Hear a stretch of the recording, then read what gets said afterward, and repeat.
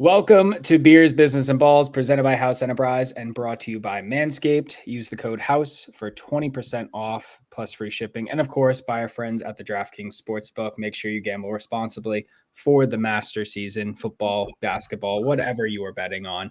We have the crew here with Jake Zimmer and myself, Will Tondo. We got Sam Basel, Clubfoot Jim, and Jordan Lauve.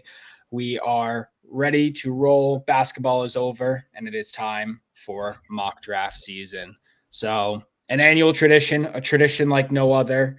And of course, it's the mock draft season. So Jordan, our football analyst, our man who is firing off all of the blogs with all of the projections and mock drafts and skill ratings and all of that stuff, I'm going to let you lead from here. Yeah, man. So we are closing in on 250 prospects watched over the past since January, really, since the new year. So it's been a grind, been a hustle. Lots of good talent in this draft, especially on the defensive side. Offensive, there's incredible top talent. You have a bunch of QBs who could be QB1 in any of the past 5 classes.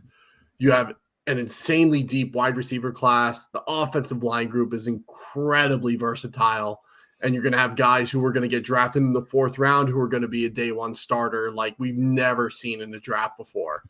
And that's not hyperbole. There's a lot of really good guys in this class who would be 1st and 2nd rounders any other year, but they just got stuck in this class that is incredibly deep. So, and next year is even deeper. So it's going to be even crazier next year. But we got some really good guys on tap here in the 1st round. I think everyone knows Caleb Williams is going number 1 overall. And after that, it gets really hazy. You have an idea of who's going in the top 10, but really it can go in any order. Drake May could go as high as number 2 overall to as low as number 12 overall.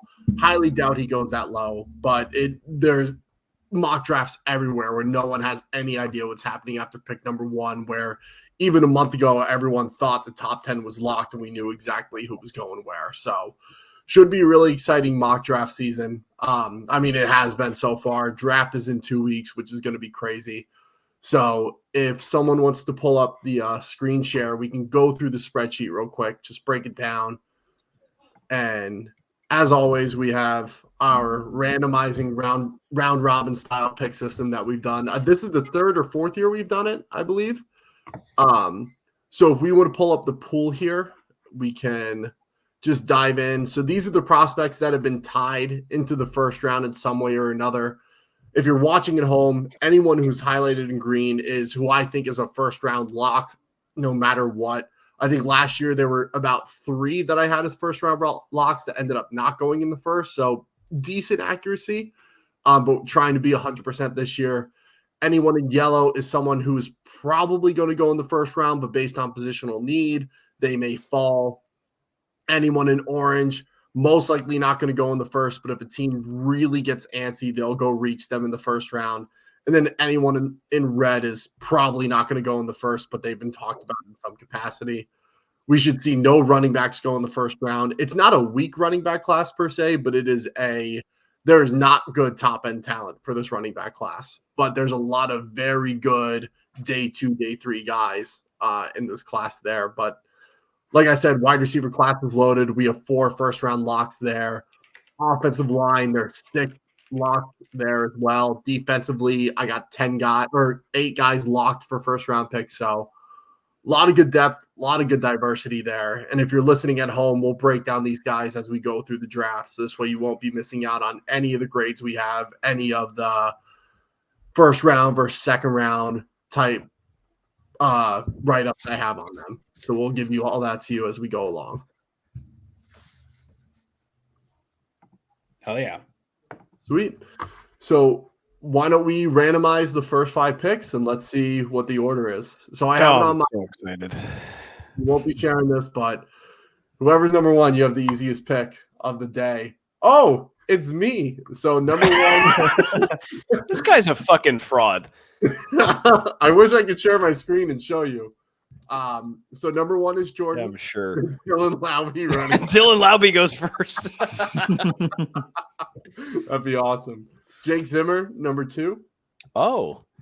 Good old Jimothy at number 3. Oh, ooh, nice. That's a fun one. Clubfoot. Basel at number 4 and Tondo at number 5 to kick us off. So it should be a fun one. So anyone have anything to say before we get rolling into this? Wow. I hope you don't really set my Patriots back, Jim. Yeah. So what we're gonna Lad do McConkey, last number 3 year, overall. we're gonna randomize every fight. Oh, right. Oh, cool. Yeah, I like Yeah, that. I like that. I like that a lot better how we did it last year than the year before. Yeah. So kept it a little crazy. So all right, with the number 1 pick, I think everyone knows who it's going to be. Caleb Williams out of USC. You don't say.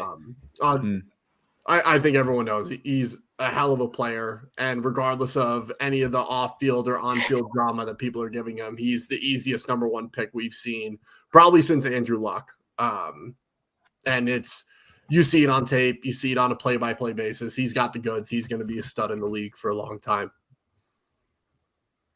Yeah, it's pretty chalk right there. Chalky. What's the odds for him to go first overall? They've got to be significantly like in the thousands, right? Like I think negative 6,000 or some shit like that. Holy shit! I need a look. Let's pull this up. While we pull it up, Zimmer, roll into your pick here. Yeah, I think I floated this thing around because now we know for sure the top 3 picks, if not maybe more, are going to be quarterbacks, and the question is who goes when, right? I think the consensus has been Drake May here, but there's a lot of steam coming in on some other guys now. Like JJ McCarthy's made this late surge. Jaden Daniels is up there now. Michael Penix is getting talked about in this top echelon of quarterbacks here. Even Bo Nix is getting some looks. What I think Washington's going to do here is they are going to take from North Carolina Drake May. I don't know if he's going to be the guy that stands out of this group. And I grapple with it all the time because part of me as a Patriots fan says, well, what if they pick Daniels at 2? Then really what the hell do? You take McCarthy, you take somebody else. I think Drake May ultimately, it's hard to not fall in love with his build, right? I mean, he's like a quarterback factory type build. He's tall. He's got a really good arm. People are comparing him to Josh Allen in many ways, which spooks some Patriots fans, but I think this is a guy that, even if you have to sit him for a year while he figures it out, I think that's how Washington's going to go. Yeah, nice. All right, my turn. I think this is actually kind of where the draft gets started. It's a pretty intriguing pick. This could definitely be a quarterback spot. It could definitely be a wide receiver spot. It could definitely be a trade back spot. One of those quarterback hungry teams in sort of like the early teens, early 10s are definitely could want to jump up a little more. Looking at the Vikings, Broncos, Raiders specifically. But I think the Patriots kind of need to obviously move on from Mac Jones, and they need to start with that cornerstone guy. And that goes with Jaden Daniels. Jaden Daniels was, for you guys, I don't know. I mean, I don't know about you guys, but he was so fun to watch this year at LSU. He wasn't only like arguably the best quarterback in the nation this year, but he was the best running back in the nation this year. He averaged 8 yards a carry, like unheard of, like since Lamar Jackson type to production from his position.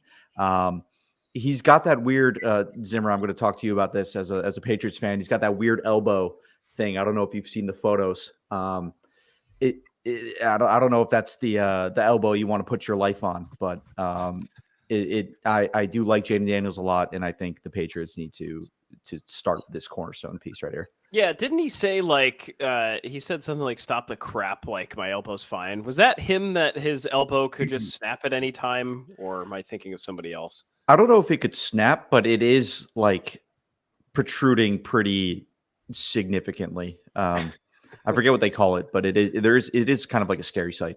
Oh, he has bursitis. Whatever, it's fine. Yeah, I mean, I love the pick as long as their offense changes, because if it's hard to think of this new era of Patriots with obviously Gerard Mayo at the helm, but you added Jaden Daniels into a Belichick system, and it's like, We didn't see it work that well with Brissett or Cam Newton. But if it's a whole new system that's revolved around him, I love it. It all just kind of depends on the personnel that they have around him too.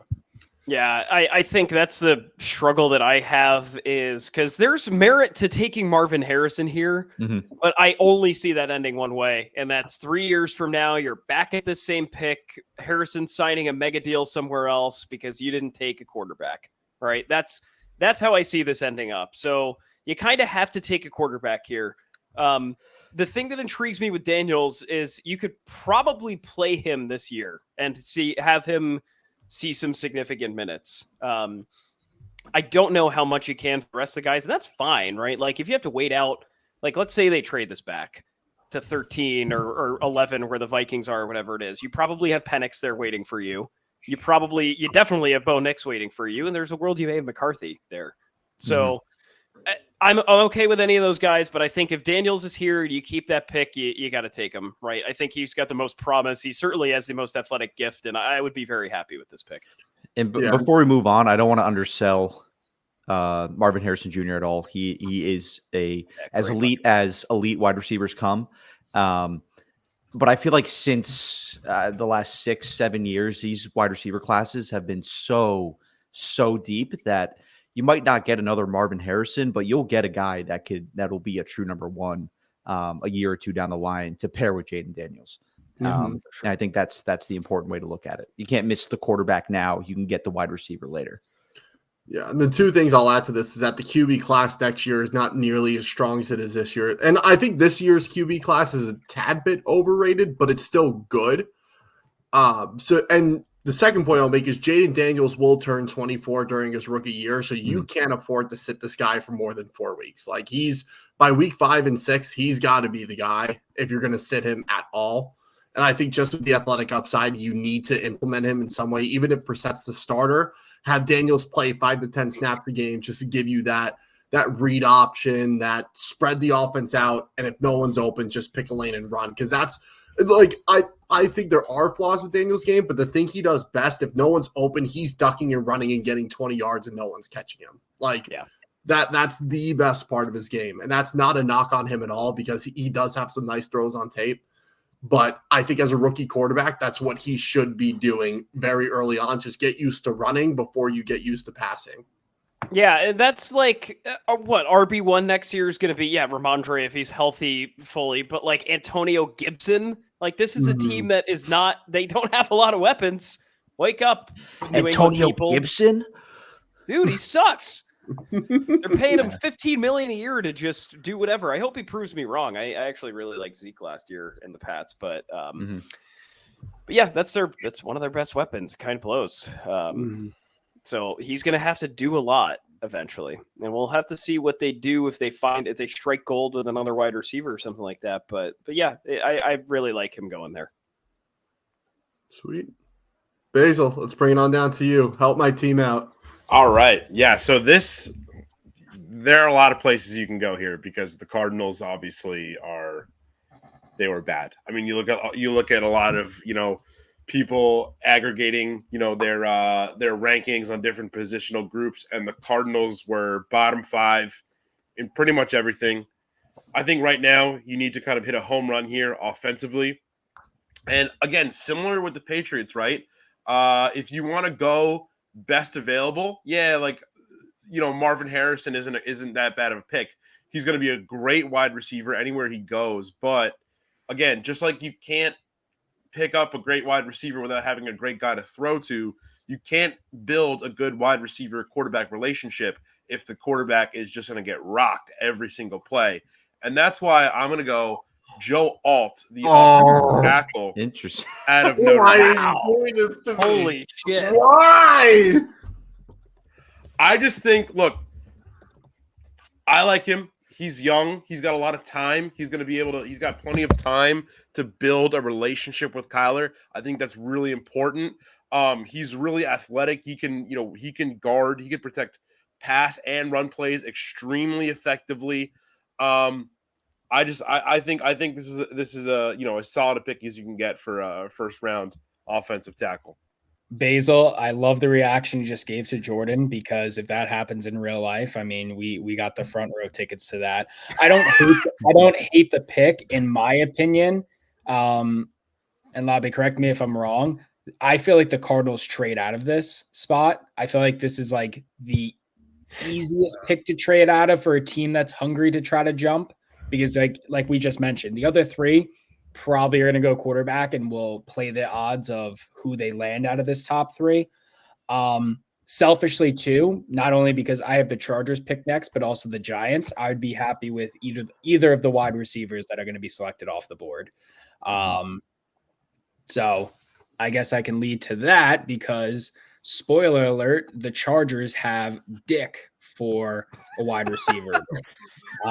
Quentin Johnson, Joshua Palmer, and Darius Davis are the three people currently starting. So with that pick, I am going to go Marvin Harrison Jr., wide receiver out of I'm just shocked. Yeah, I think if Marvin Harrison Jr. falls to number 5, some GM is getting fired somewhere. Because even if he doesn't go to the Cardinals at 4, I get that that's like a QB trade up spot. But I mean, there's rumors that Jets could trade up to get Marvin Harrison Jr. There's a lot of wide receiver hungry teams that look at him and be like, hey, that's the dude. Yeah. Wow. Interesting. If that happens, I'm throwing myself off a building. I shouldn't joke about that, but I love the Joe Alt ideology, and I love him as a player. I just don't see the Cardinals passing him up at 4. And from the Cardinals insiders I've been following, the Cardinals are asking for 3 first-round picks and more to move out of the number 4 spot. So I'm going to say they're guaranteed to get Marvin Harrison unless they get an earth-shattering trade. But I do believe there's a reality where they will trade back, and Marvin will fall to the Chargers. So I think if that's how the board plays, 100% Chargers getting Marvin is an absolute steal, and the Cardinals will be in turmoil forever. Unless the Pats grab him and wait for a quarterback. Yeah, which could potentially happen too. Could definitely 100%. I think that's more likely to happen than the Cardinals trading back, if I'm being completely honest. But if the Pats do go Marvin, Cardinals are 100% out of that number 4 pick, because I think the discourse for the Pats now, like Elliott Wolf is pretty clear they're going to take a quarterback. Like either that or he's totally bluffing and trying to catch everybody off guard. Which as a GM you should be doing. You shouldn't be showing your hand. So this way you increase your trade value as much as you can. Like that's fair. Quessy for the Vikings, which I'm sure we'll get to the Vikings later. They asked him about who they think is a franchise quarterback in this class, and he said, I'm not saying anything about the quarterback class because I need the trade value for people to move up and for me to be able to move up and get who I want. Like, I'm not showing my hand at all. And I think every GM they've learned that. Don't say what you're going to do, so this way you can't get swindled in a trade. Yeah. All right. Sit down, randomizer. Yeah. Well, Tondo's going to be happy because Tondo's got the Giants. Nice. Oh. Yep. We got Clubfoot with the Titans. Okay. Zimmer with the Falcons. Ugh. Basel at number 4 again, or at that 4th pick, and then me for the Jets. All right. What to do with the New York Football Giants? People are probably saying quarterback.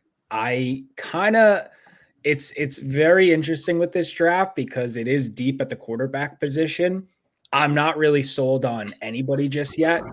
So with that being said, I think you also take one of the highly touted and highly skilled wide receivers, like I mentioned before, in Malik Neighbors out of LSU.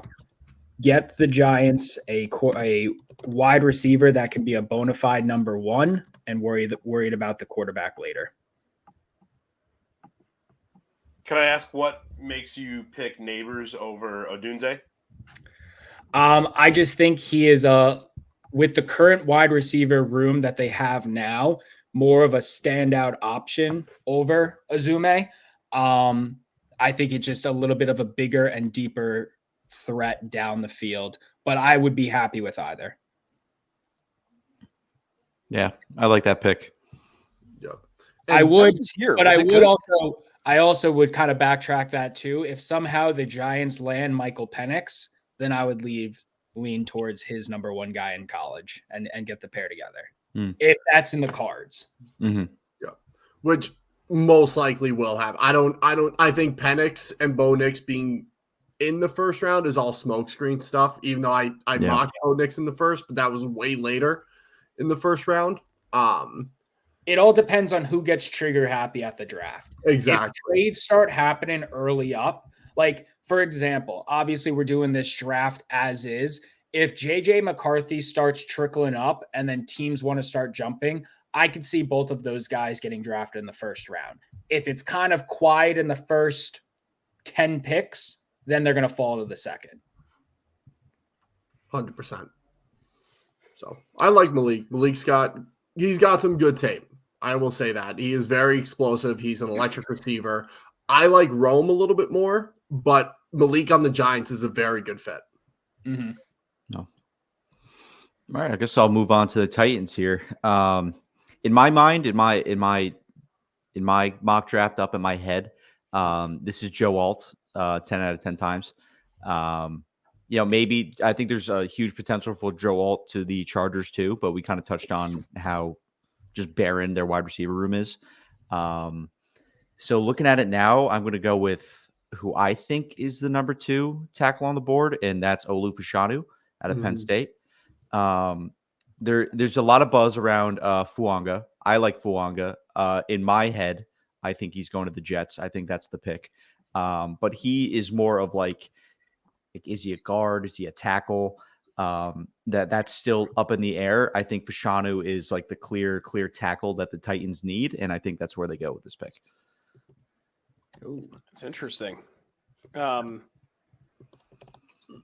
Yeah, part of me's like, I guess you kind of have to pick some offensive line regardless of where you are here, because you want to throw the house at protecting Will Levis and all that stuff. So I mean, the Titans have some weapons, so it's not like you need to go. You're not desperate for a wide receiver at this point. So I feel like that's the right call for them. Just get some help for Levis.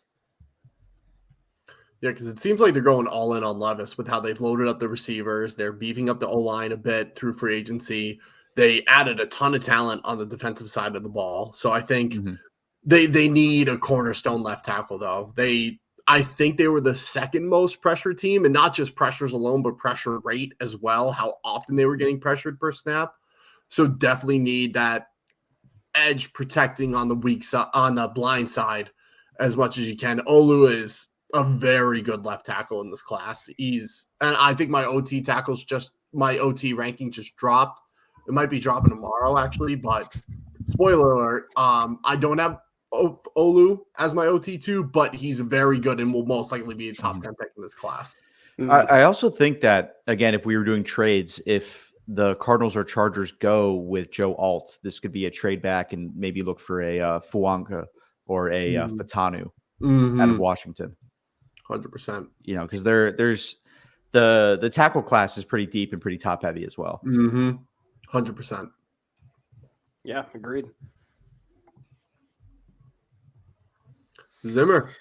It's off to me. I'm trying to find out what you said about this guy, Jordan, which I actually, believe it or not, you had the Falcons taking this guy a little bit later on, but he's going to go right here because you had a trade involved that's a little complicated. I'm not going to go down that road. No. I think you look at the Falcons offseason. What do they need? They needed a quarterback. They went out and got one. They could probably use another wide receiver. Yeah, but things are coming along. I mean, you've got Drake London, you got Kyle Pitts, but they are what they are. You could probably use some offensive line help, but I think the biggest glaring need in Atlanta is an edge rusher, right? They need some defensive help. So I'm taking Dallas Turner, who I think is the best edge rusher in this draft, from Alabama. Super, super athletic. He sort of fits this brand of, a 6'4", 250 guy from Alabama that can, knock an offensive lineman over, but also be super quick on the edge. So, I think if he's there for you for Atlanta, understanding the defensive line is probably your biggest need at that point. And that's who you have to take here. So Dallas Turner from Alabama. I think selfishly here, I'd like Rome Odunze, so the Falcons can hoard wide receivers with European capitals as names, with Drake London and Rome Odunze. But I think Dallas Turner is a great pick. That's your only rationale? That is my only rationale. Okay, just I checking. won't expand further.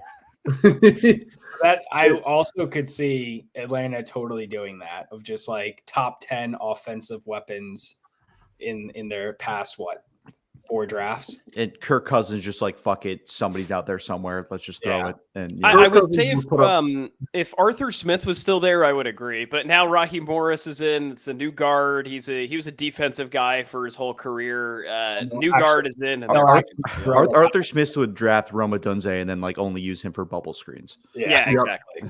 That's what he would do. He'd use him as a running back. Yeah. It's like, I love his blocking skills. What the Pats did with N'Keal Harry. Yeah. It's funny you bring that up because I actually think Rome is the best blocking receiver in this class. That would actually don't start. Yeah, here we go. Yep. So, but if they drafted Rome, no bullshit, like Kirk is throwing for 6,000 yards. I would put money on that. They would never run. Bijan would have 1,000 yards receiving, 20 yards rushing. Like, it would be ridiculous. Bijan would be this generation's Austin Eckler, like 100%. What Austin Eckler was supposed to be. Yes. Basil. I feel like if you're the Bears here, I mean, you've already hit hit the slam dunk with Caleb Williams. Why not go 2 for 2 and go Rome Odunze, the wide receiver?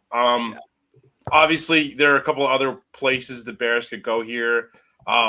They can go defense. They can go O-line. I feel like if this is playing out how we're picking, if Dallas Turner got picked right here by the Falcons, then you have to go Odunze. If Dallas Turner was still available, I think there's a possibility he could go to the Bears. But should that not work out, Odunze, I think, is the very clear pick here. And I'll hop in on this. Rome, I don't know if any of you follow Reception Perception. It's done by Matt Harmon. He's been doing it for years, and he goes in and charts every game and how if a receiver gets a certain amount of separation, it's a successful route, regardless if he catches it or not. He has a different metric for if they catch it and if it's an open target or not. But Rome was the very first college prospect to have a green rating on every single route he ran, which means he was above average in separation for every single type of route. And obviously some routes it's harder to get separation, like a post or a corner is much harder than a shorter route, like a slant or an out. So the fact he was all green all around, and he has the jump ball ability, he has the blocking ability, he got explosive top end speed that didn't show up at the combine, but he still ran a 4.4 something. Like, his game speed is ridiculous. So if you can get Caleb and Rome in the same offense with DJ Moore and Keenan Allen already there, that offense is going to be crazy good. Yeah, agreed. You got for the Jetsies. All right, don't screw me here, Lobby. Boy. So I have a few ideologies of what the Jets do here. They need a tight end, and Brock Bowers is available, which would be an awesome pick for them. Hackett does not like using tight ends. He will use them when he needs to, but he will not be the first option. And I don't think they go to Bowers here for that exact reason, is because he'd rather use 2 to 3 good to average tight ends rather than have a stud who's only going to get X amount of targets. And I think because, they signed Tyron Smith in free agency and Morgan Moses, but they're older tackles with injury issues. I think you need to get someone in the building who has the flexibility of guard tackle, who can start right away. And if one of the tackles goes down, he can plug and play. I'm going to go Troy Fatano here at number 10. My blog's dropping tomorrow. He's my second-rated offensive tackle in this class. Incredibly athletic, really good quick set to get into his pass pro. He's got the long arms. He's got the size. He can move inside early if you need him to, but I think he's going to be a franchise tackle, whether it's on the left or right side. He's athletic enough to do either. Guy has the goods. He's just crazy good. So you can put him wherever you want on the offensive line. I don't know if he can play center. He probably can't, but I wouldn't be surprised if he was able to play center in a pinch if you absolutely needed him to. Yep. Basil, you want to take the Jets commentary first, then I'll hop in. My main focus on the Jets pick is if we do another first round draft live stream show, I just need to make sure I'm just rooting for a pick that will not make James incredibly sad. Because look, I am a guy. I love the Jets as much as the next guy, but Jim, I mean, no one I think at this blog lives or dies by the Jets as much as you do, and I just feel like last year it broke your heart when they took Will McDonald. And look, he's doing okay, but it really felt like the pick there was Christian Gonzalez, but it just ended up not playing out that way. Yeah. But, I mean, I think Jordan just did that out of spite because Basil, you took Joe Alt at the number 3. It's happened. I remember that very distinctly last year. Just my heart just being torn into several pieces. Not only when we took Will McDonald, but beforehand when the Patriots traded back with the Steelers for them to take Broderick Jones. Because I was so set on him, and it's no shade to Will McDonald. I think Saleh likes his 20 different defensive linemen that he likes to rotate, and eventually he's going to find his way in there. No shade to him at all, but yeah, that did break my heart last year. I like the Troy Patanu pick. I think either him or Fuanga are two very similar prospects in the fact that they can probably kick inside or outside at a moment's notice. I would probably lean Fuanga here just because I feel like I've seen more, like that's more widely accepted that that's the pick. I think Brock Bowers is interesting.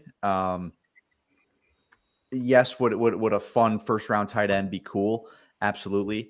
I think in recent history, first round tight ends really haven't panned out the way we've expected them to. Probably the best in recent memory is TJ Hawkinson, and he's not getting Travis Kelce numbers. He's not getting George Kittle numbers. He's not getting there's another late round tight end. Mark Andrews, Darren Waller of previous years, not necessarily last year. So I think that's a guy you can find down the road a little bit. Also, I think more than or a little less than 50% of his plays started behind the line of scrimmage last year at Georgia. So he's schemed into his plays more than he's creating.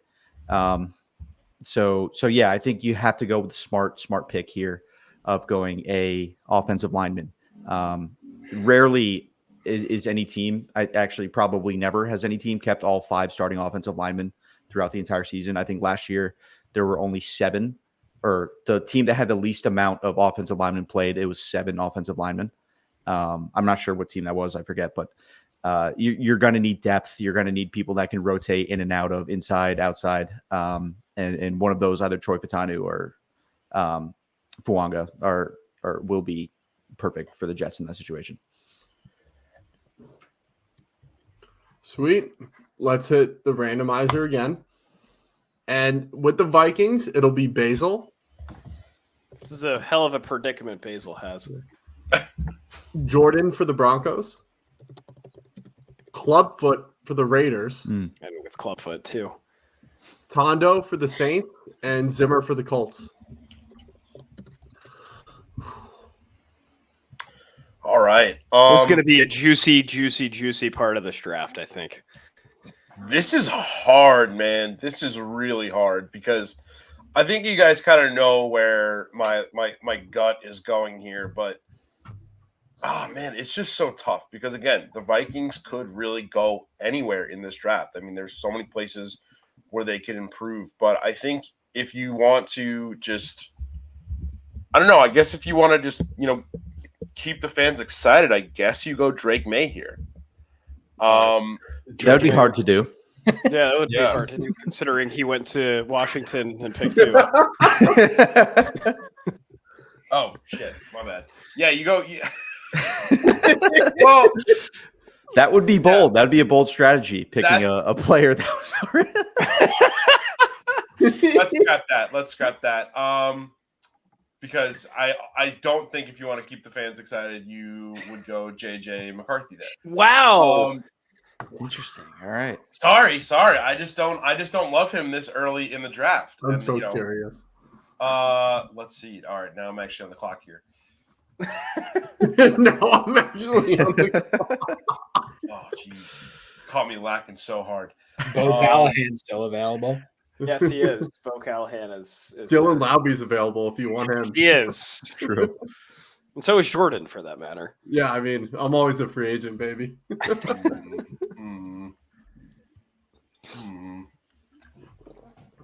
Oh, we really got him this time. While Basel ponders, the rest of us can talk. We all know the Vikings aren't going to stick at 11 and 23. They're going to use both picks. Mm-hmm.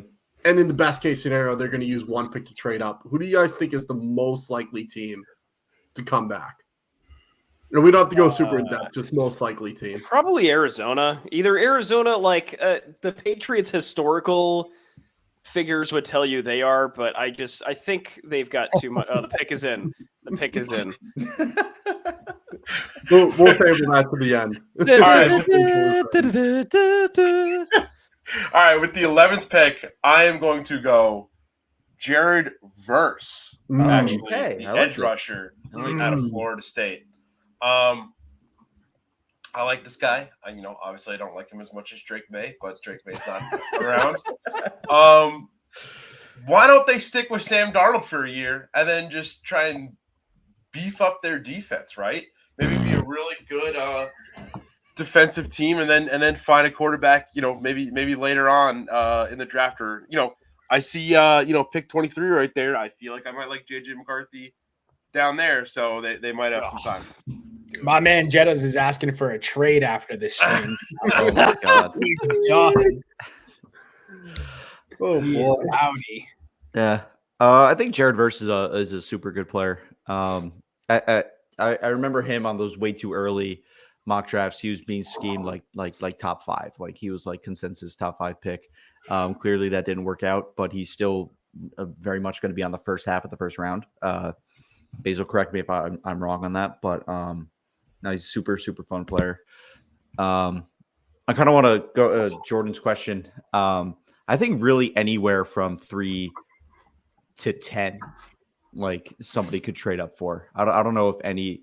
I know the Patriots, like, yes, they need a quarterback, and if not, they're probably going to take wide receiver. I know, Lauby, you kind of mentioned what the Cardinals are feeling at number 4, but would Harbaugh want more picks in a new regime? Would he trade back?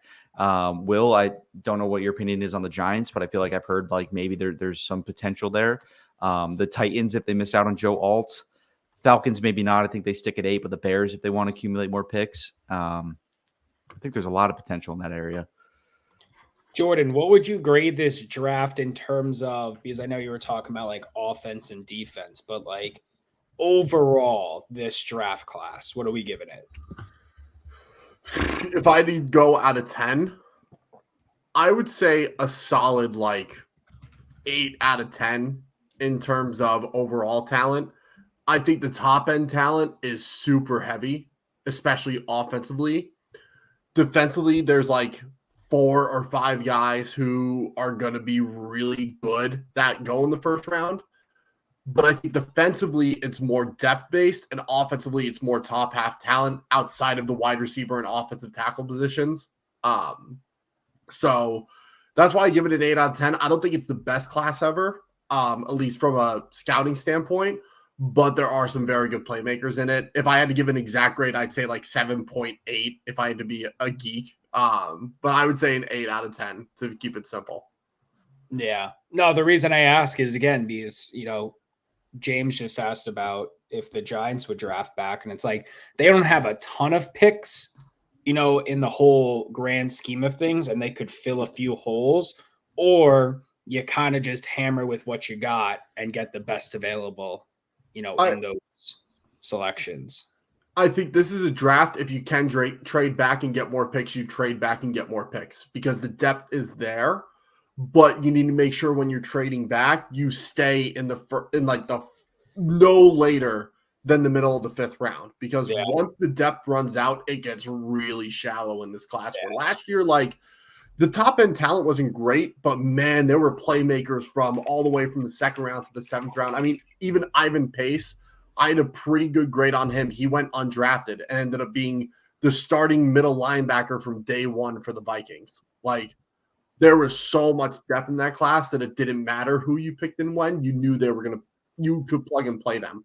Where in this class, once you get to the 5th round, it gets really shallow on who you can take and be able to plug and play right away.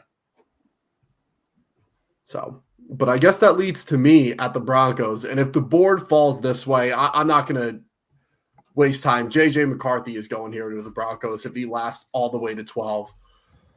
Little spoiler alert, I have JJ McCarthy as QB3 for this class. I am really in love with this game. I know a lot of people say, well, he didn't pass as much as the other guys. He wasn't putting up the production that the other quarterbacks were. And if you look at his quarter by quarter, half by half passing numbers, he had more first half pass attempts than all the other QBs. He had a higher completion percentage. He had a higher 3rd down efficiency in the first half than all the other QBs. And the reason he didn't pass as much is because they didn't need to, because he was putting them in the position that they needed to. And yep, he had Jim Harbaugh running the offense. He had Blake Corum and an amazing offensive line to rely on when he needed to. But when push came to shove, that offense clicked because of JJ McCarthy. And I watched enough of him where, yep, he has some flaws with this game, but he's a 21-year-old QB as a rookie. He came from a pro-style offense. There are a lot of good nuanced things that he does on tape in terms of escaping pressure, actually throwing over the middle of the field, which is super important in today's NFL, and being able to extend plays and still throw the ball and not just tuck and run. I think he's a no-brainer pick it here at 12 if he ends up lasting this long. I know a lot of people have different opinions on JJ McCarthy, but I would put money on JJ McCarthy ends up being a top 3 QB from this class. He interviewed well. He interviewed well. He had really good metrics in the combine. I think people liked him a lot, and that's he's picked up so much steam these past few weeks. Are you drinking a Twee? I always drink a Twee on these. What are we doing? Come on now. Jesus. That's not new. He drank a Twee 2 weeks ago at the interview. That's right. Always glass bottle Twee. Always a Twee. He's a man of culture. It's the glass bottle Twee. No, you've got a Twee too? What the hell? My guy. You got to get Twee to sponsor this. I don't think I've ever seen a Twee in a bottle. I think I've only ever seen them in cans. I thought they only came in bags. The best form of consumption is the bag, but oh my God, that's the best way to consume Tweez. But no, I think that could be listen, if he falls there, the Broncos will happily take him because God only knows their situation last year. Who's their quarterback right now? Jarrett Stidham, baby. Right? Oh, fuck. Did the kid. Yeah. I'm in the same boat as you, Labby. I like JJ McCarthy, and it's not just because I like Michigan football. It in a way, it kind of feels like a John Elway quarterback pick without John Elway actually being in the draft room. Lunch pail, white dude, 6 whatever. We got to draft this guy, like Paxton Lynch type shit. But no, I mean he ran what Jim Harbaugh had, the pro style at Michigan, to a T. Very few players I think in college football could have executed it better than JJ McCarthy did. So I'm a big fan of his recent rise to the first round, and someone's going to get a good quarterback if they draft him. I also like Zach Wilson, so take that with a grain of salt. I guess I'll keep talking. We'll go into the Raiders pick here. I think cornerback is very intriguing here. I'm not sure who I like as my cornerback one with Terrion Arnold and Quinyon Mitchell. But you know what? Well, I'm not going to go with either of them because I'm going to go with offensive line, and we're going to take Talise Fuanga. I'm looking at the Raiders depth chart right now.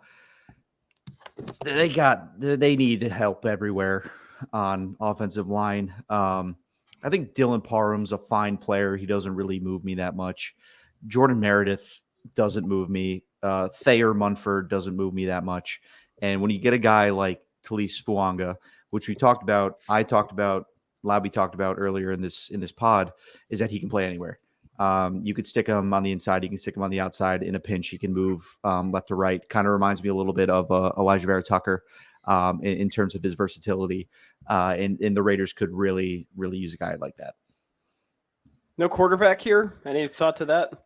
I just, with McCarthy gone, I don't do you look at Penix or Bo Nix and try to snag them here, or what do you think? I think it's interesting because I could see them going in the first round, because when you draft a quarterback, you kind of want to get him with that fifth-year option. You look at the Ravens from 2018 trading back into the last pick to take Lamar Jackson. But I think whoever gets drafted there, especially a guy like Michael Penix, who has had 2 ACL surgeries, elbow problems, he needs someone. They're going to need protection before they get the guy who is the guy back there. And I think they're just going to let it ride with Gardner Minshew for a little bit, a little Minshew mania for a year. So yeah, I think Fuaga's the pick here for me, at least how this board has fallen. Yeah, I think I was, debating with the Saints as well. I think their wide receiver room is a little bit on the lighter side, but I don't hate it, unfortunately. And, the Saints always develop strong offensive linemen. I mean, Eric McCoy and Cesar Ruiz were, great additions. And obviously Ryan Ramczyk is, one of the best right tackles in the league when he's healthy. That's the key word, though. He is not doing well with his knee per se. And Trevor Penning was their pick last year. And obviously he hasn't necessarily panned out to, what they were hoping for. We're already kind of ripping through all of the offensive tackles. So I guess I'm going to go JC Latham, Alabama. 6'6", 360. I think he can slot in at, the tackle or the guard position right off the bat. So I will add him to the board.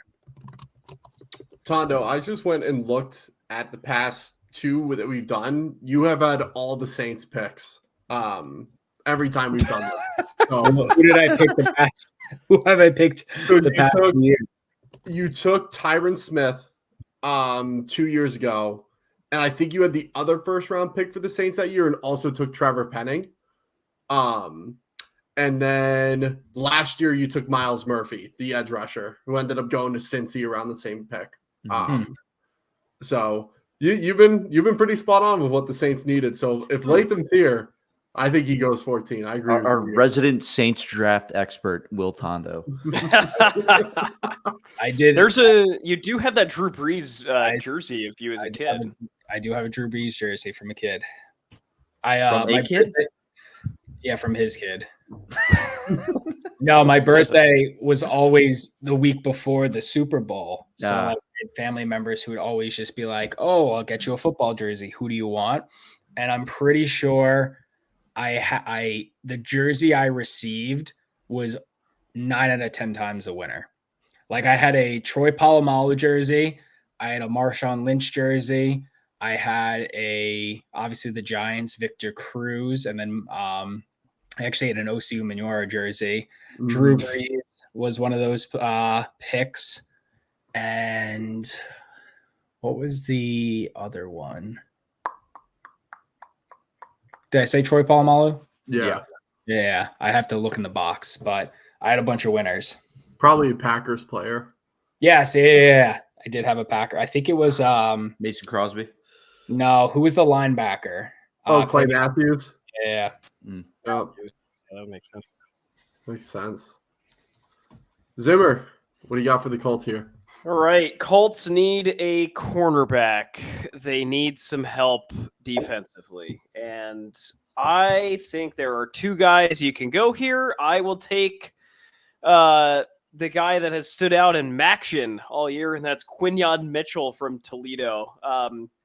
You look at these guys that their general manager, I think it's Chris Ballard, has taken, over the years, and he just tries to find these athletic guys that are fast, that are that can play zone coverage really well. And I guess Gus Bradley's the defensive coordinator there now. Did I miss that last year?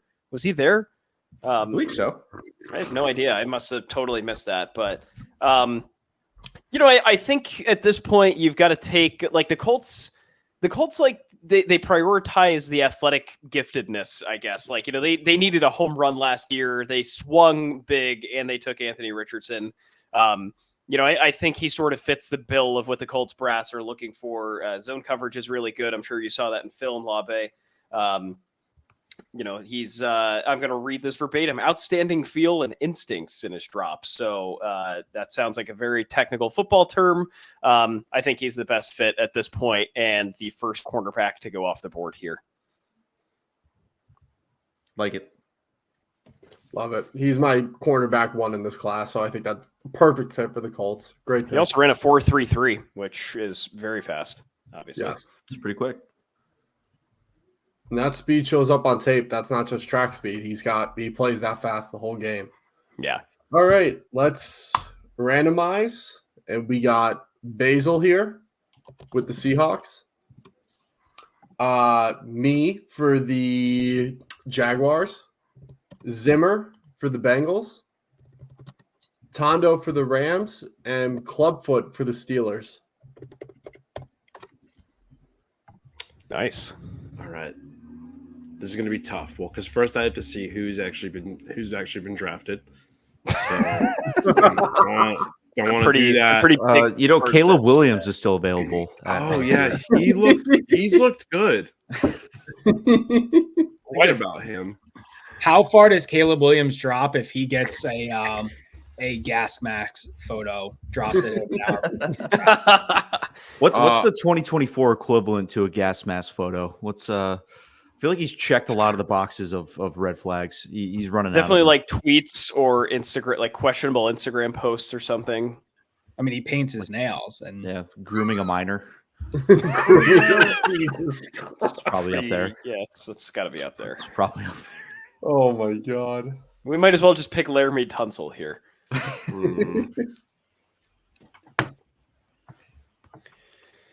Oh, what's Basel going to do to make us mad this time? Do we want to pull up the polls this way Basel can see? Just for the record, Salto Lamakia painted his nails as well on the Red Sox, and so did Jorge Posada. Yeah, so yeah, it's a catcher thing. Well, Caleb Williams is doing it for fashion, and it's He's fashion. doing it to impress these minors he's grooming. Jesus Christ. Jeez. We're Okay. gonna get Caleb Williams arrested before the draft even starts, dude. If we have the poll to make that happen, then so be it. But I think I'm gonna go interior O-line here, and I'm gonna go. Okay, he has not been picked yet.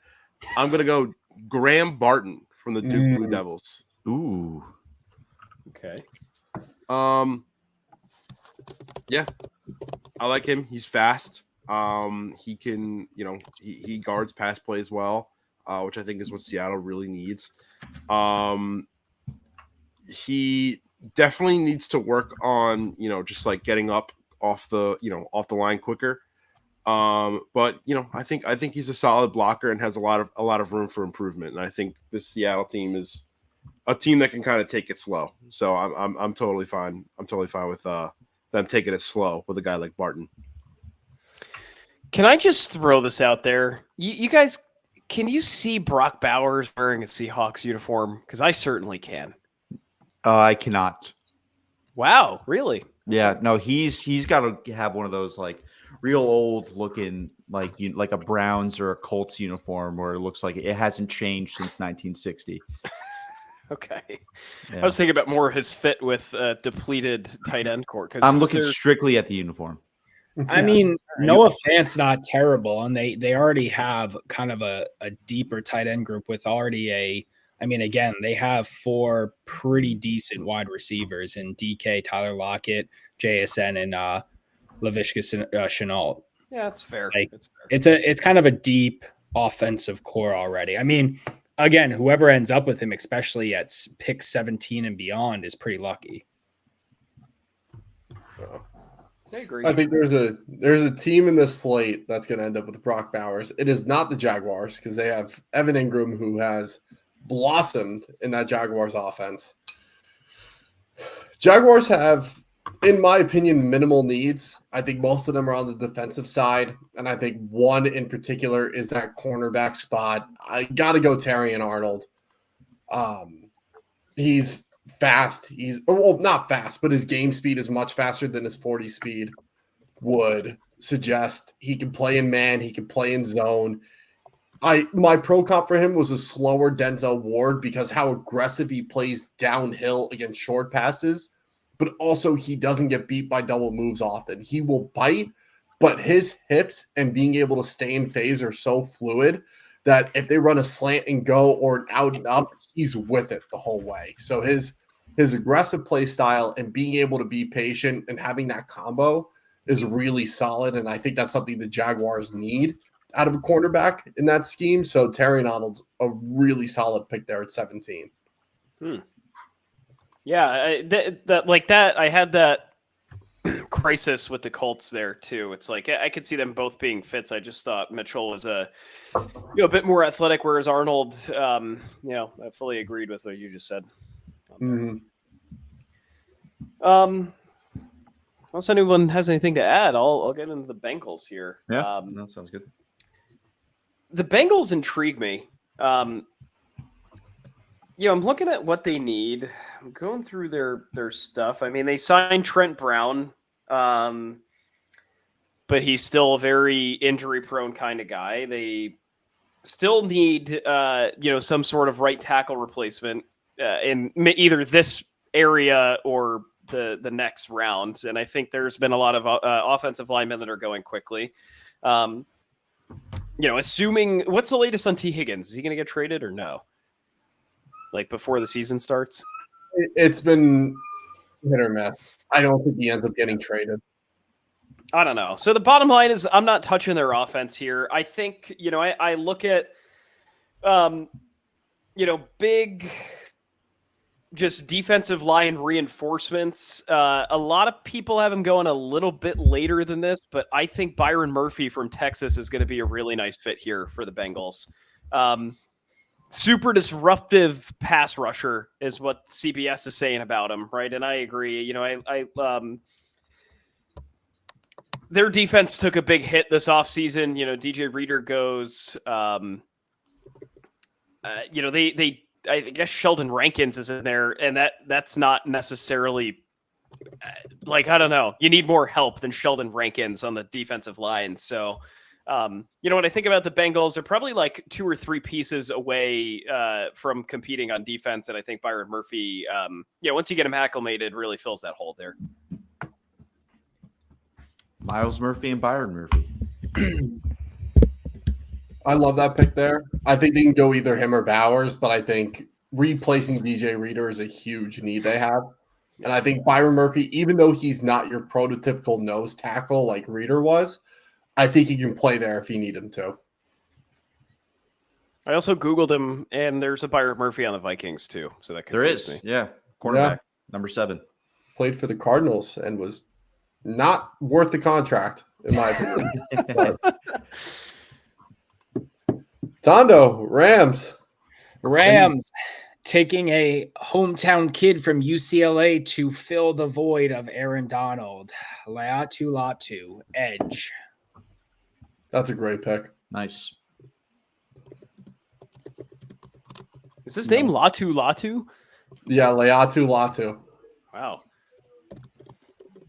Which is, it's kind of sad that I feel like that was quick news fast about Aaron Donald. Quarterbacks rejoice.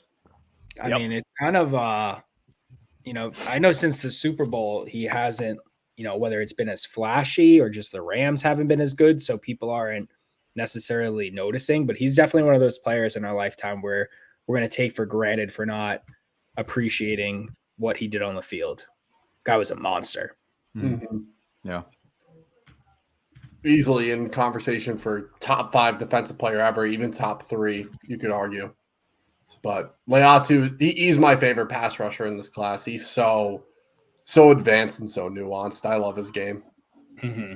Fills an immediate need, obviously. Yeah. 100%. Jimothy. Yeah. Let's hit the Steelers here. God, my heart wants Cooper DeJean here so badly. Yes. My heart wants that too for you. Yeah, but I got to think smart here. I'm going to go Armarius Mims, tackle out of Georgia, reuniting him with Broderick Jones. Just another stud, I think, at this deep first round tackle class.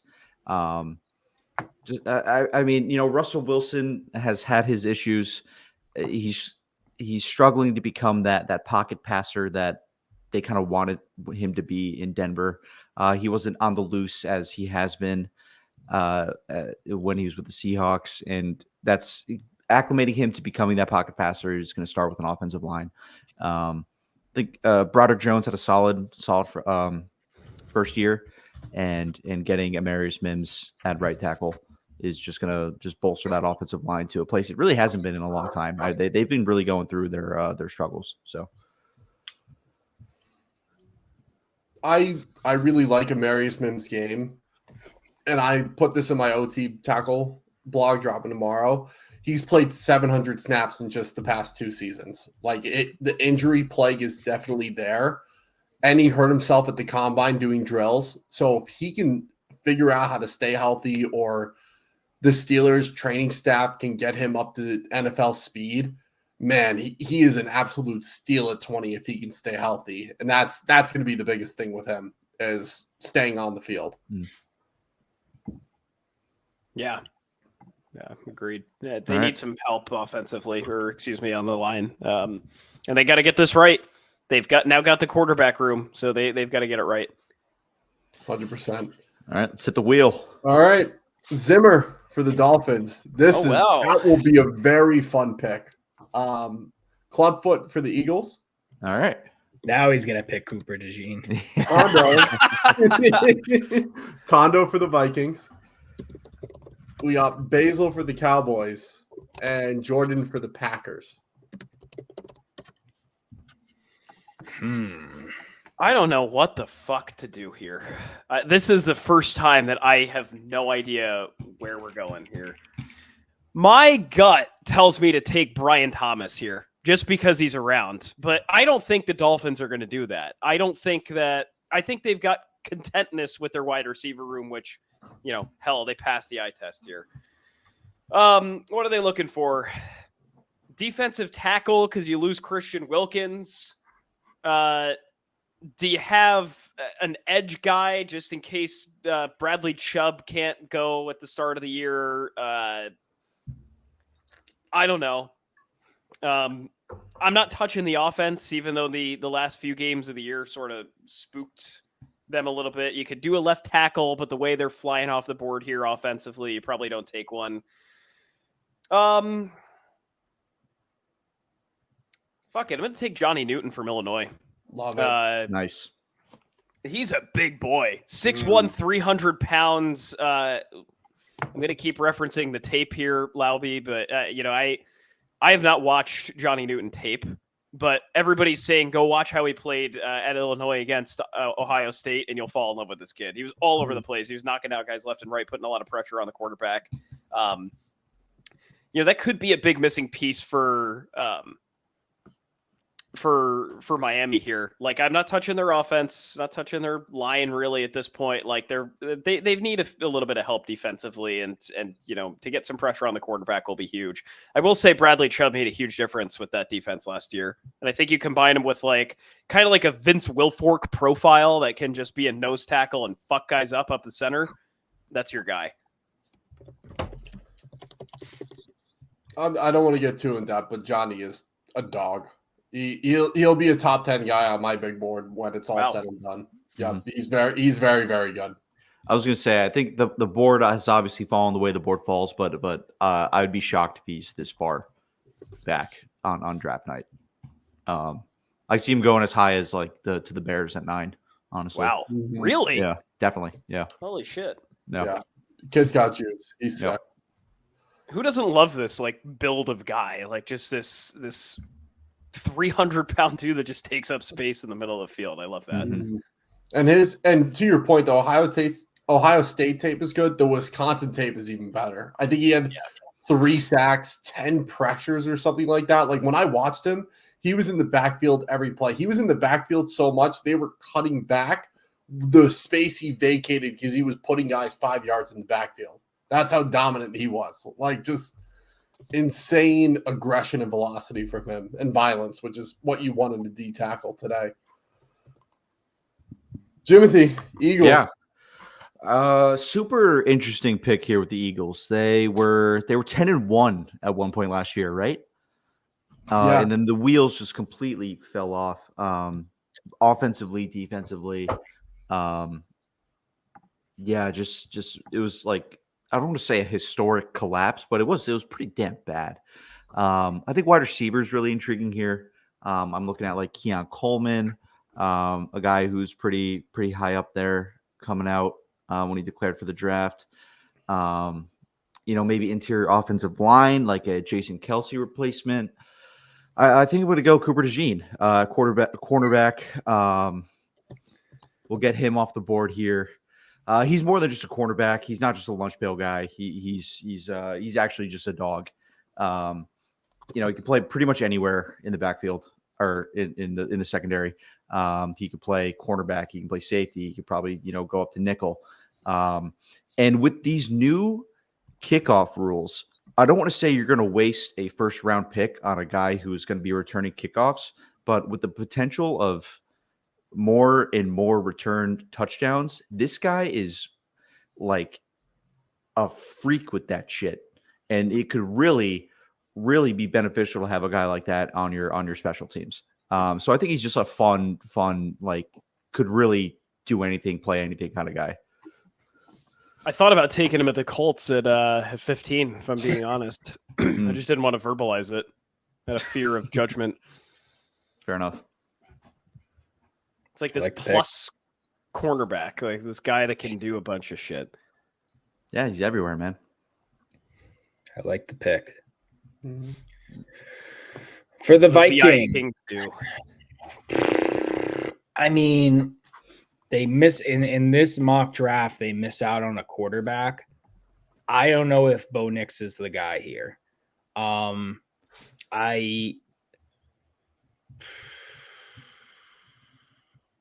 They could go Michael Penix, which would be a pretty solid offensive trio of Justin Jefferson and Aaron Jones. I don't hate that. My gut was originally saying interior offensive lineman, but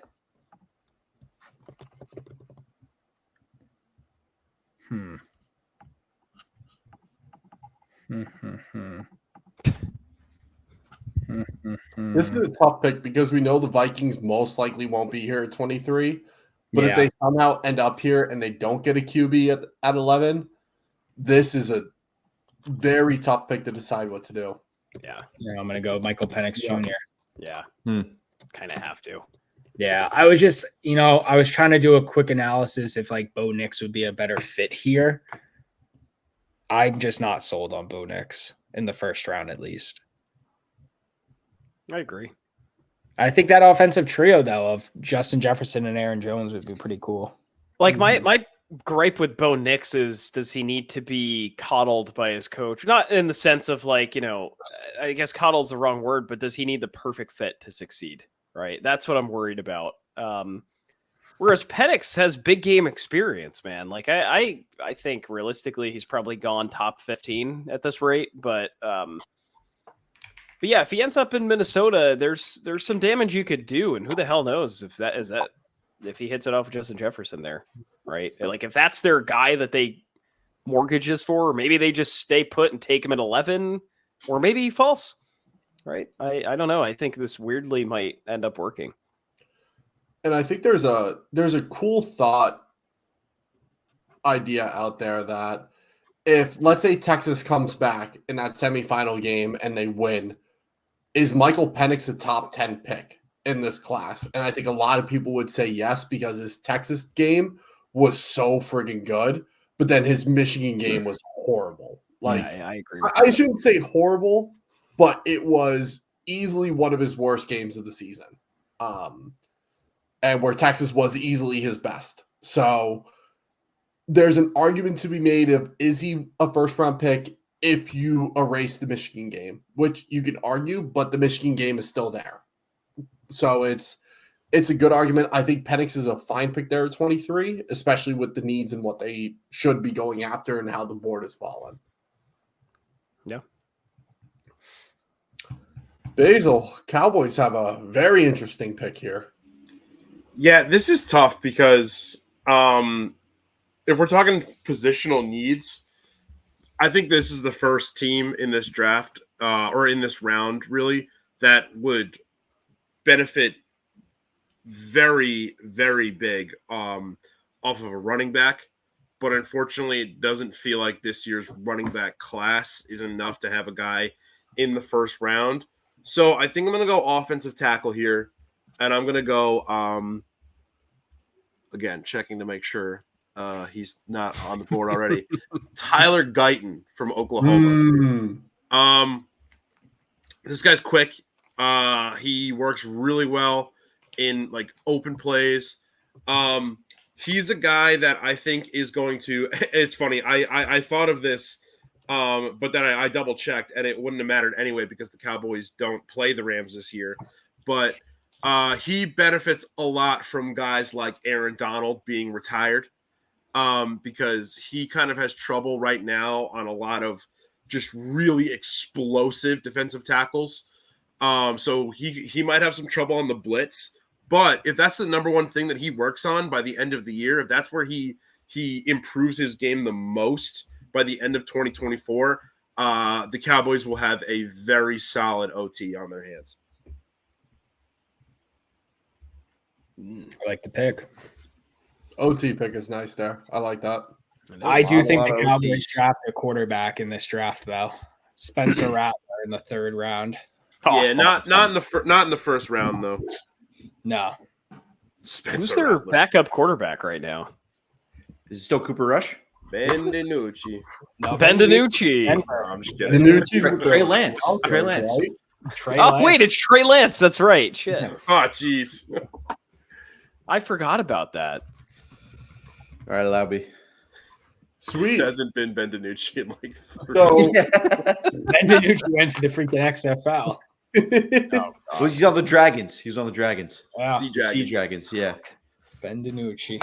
Ben DiNucci. No, gee. So if Cooper DeJean fell there or fell to the Packers, I would take him there just because they need safety and nickel help.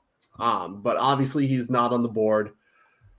Tyler Nubin is a guy who's getting thrown around as a first-round safety. I'm not going to pick him just because I don't think he goes in the first round. But a guy who's been said he'll fall past 20 picks, and I don't think it's anywhere justified. I think he's a top 15 prospect.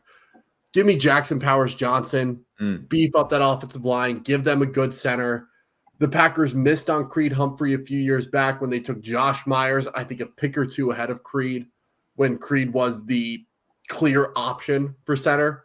So I think they redeem themselves. They give Jordan Love the center quarterback relationship that you absolutely need in the NFL today. They get JPJ out of Oregon, who's just he's diet Jason Kelsey, if you can put it that way. Like I said last year, Kalijah Kancey was diet Aaron Donald. JPJ is diet Jason Kelsey. He is all over his tape. He's getting up the second level. He's putting linebackers on their back. He's controlling the line of scrimmage and pass pro. He's just a freak. And the Packers need a center. I think Josh Myers is okay if they stick with him. But if Jackson Powers-Johnson falls here, you have to take him. Yeah, I've seen him going on as high as like the Seahawks at 16. I feel like that's a pretty trendy pick for him. Can't say I know much about him. I think center is probably a weak point of where my ball knowledge is, but yeah. But he could play guard too. He could play Yeah. guard. Yeah. He's got that versatility. It's definitely it's one of those drafts where I don't think any of our teams would be upset if they drafted one of these guards or tackles, but also at the end of the day, all of our teams, that's not the first priority. You definitely want to be in the position where like you don't need a stud quarterback or like an A+ receiver, so you can draft one of these guys and be like, yeah, that was a good pick. We needed that. You don't want to be a top 10 draft pick and being like, what the fuck, an offensive tackle out of Duke? Like, I need give me star power. I want to wear this jersey. Graham Barton shade on there. Yeah. What's going on, man? Dude, Duke players are not good. I'm sorry. Oh, that's the Daniel Jones. Yeah, that's traumatized by Danny Dimes. Yeah. Danny Pennies. Yeah. God. All right. Let's hit this randomizer. Basel with the Buccaneers. Jordan with the Cardinals. College but that's how it happened. Zimmer with the Bills. I quit. I don't want to pick for the fucking Bills. Tondo for the Lions. I'll trade you. And Clubfoot for the Ravens. Like, kind of, this is If you two intriguing wanna because swap, maybe go for it. I get to make Chris Handel's life hell. So that'd be fun.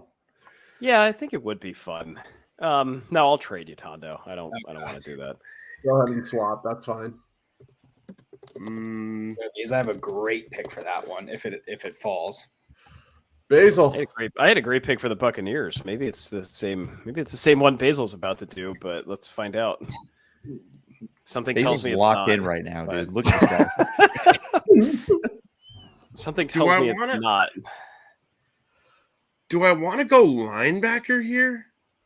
No. No, no, you don't want to go linebacker here. No. They definitely they need one, but it's not their biggest need.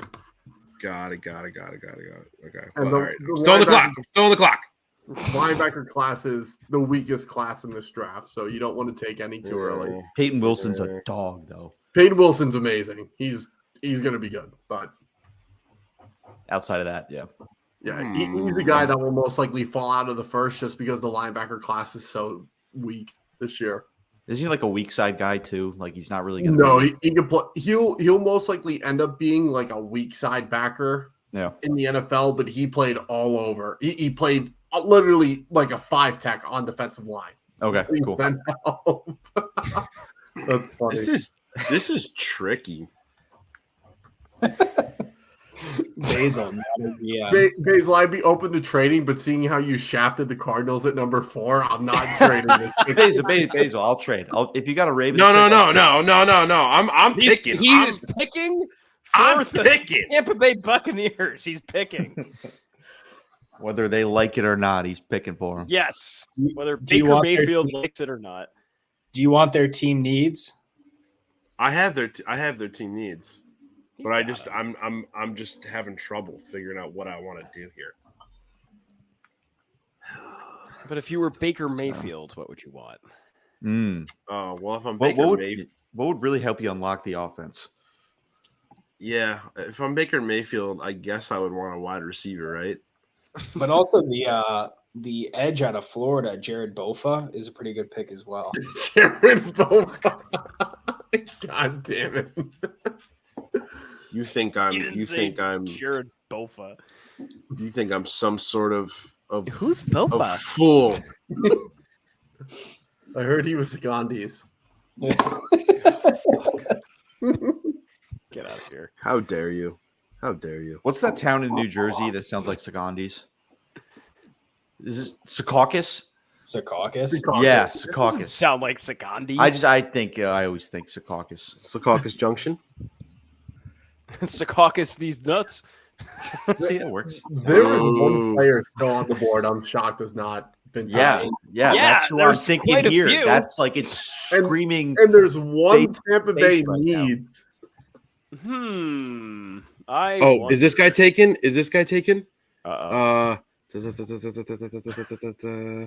Okay. Neighbors? No. I'm. Do I want to go edge here? You could. You're frustrating me here, Basil. Do I want to go Chop Robinson here, the edge from? Penn State. I think you do. I think you might want to go. It Chop. I sounds like think you I'm do. gonna. I don't think want I'm- you to, but I think I'm gonna do it. Neither do the Buccaneers, but no, that's actually a pretty solid pick there. No, they need an edge. They need Yeah, an they edge. do. I lost Shaq Barrett. Yeah, no, I get it.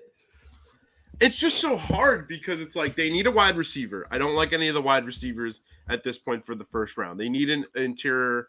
They need offensive line. I don't like none of these guys that are left are first rounders. So I think I have to go Chop Robinson here. He's a player. Yeah.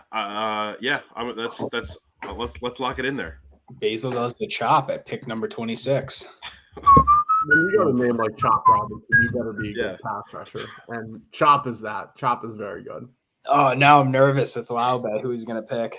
Ooh, boy.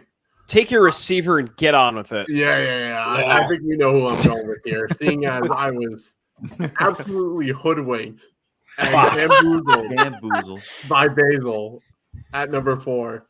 Let's put it, if the Cardinals took Marvin Harrison at number 4, which is what's going to happen, they would be going, and if Chop Robinson's gone, they'd probably be going cornerback here with either Kool-Aid McKinstry or Nate Wiggins. That's not going to happen. Brian Thomas Jr., wide receiver at LSU. That's an easy pick at 27. I can't believe he fell. He's probably going to fall on draft day. In being completely honest, teams have bigger need than wide receiver in the middle of this first round. So, the Dolphins could take him at 21. The Steelers could arguably use a deep threat wide receiver. But if he falls to 27 at the Cardinals and for whatever reason they don't take Marvin Harrison at 4, they got to take Brian Thomas here. Hey, if the Vikings still have their 23 for some reason and they've already taken a quarterback, who the hell knows? Do they add someone to go with to potentially be the heir to JJJ if that's the case? And then you can bump Jordan Addison to the slot because they need a slot receiver too. Like that. I forgot about Addison. Yeah. Addison's good, man. He's been that would be a nasty, really 5-headed attack with Hawkinson, Jettas, Addison, and then Brian Thomas and Aaron Jones. That would be filthy. That's a hell of a core there. Yeah. So sorry for ruining your pick at 28 here, Tondo. Yeah. I mean, it's if that somehow happened, obviously the Bills could use a wide receiver. I'm still going to take wide receiver, even though they could go edge. I don't think there's any other first round edge picks that I would necessarily put, a selection on. So what I'm probably going to do is Adonai Mitchell out of Texas. Another big body wide receiver to help Josh Allen in their win now mode. But I was the second that's why I wanted to trade with Zimmer to get the Bills, because I thought Brian Thomas was going to fall. Fall. Adonai is a good consolation. Yeah. That's solid. It would. Because it's like, do you get a surge of wide receivers coming off the board after this too? Who's to say? Probably not. But you have to think the Cardinals and the Bills, assuming they have these picks, are going to be there. I think there's good late round value for wide receivers in the first round value, I should say. Yeah, 100%. Zimmer, are you going to go receiver here? I am not. I am not going to go receiver. I think the biggest the biggest Lions need is a cornerback because Cam Sutton got arrested and they had to cut him. So I thought he was dead. I thought that was the. Isn't he buried underneath the stadium? Cam Sutton? They found him. They found him. All right. Oh. He turned himself in. Yeah, he was they did cut him as well. It was a domestic battery warrant. So fun. That's pretty horrible. There's a few different areas where the Lions could use help defensively. I think an edge rusher stands out. You had a safety here. I'm taking a cornerback, boys, and this is none other than Alabama's own all-time name person in the last few drafts we've had, Kool-Aid McKinstry.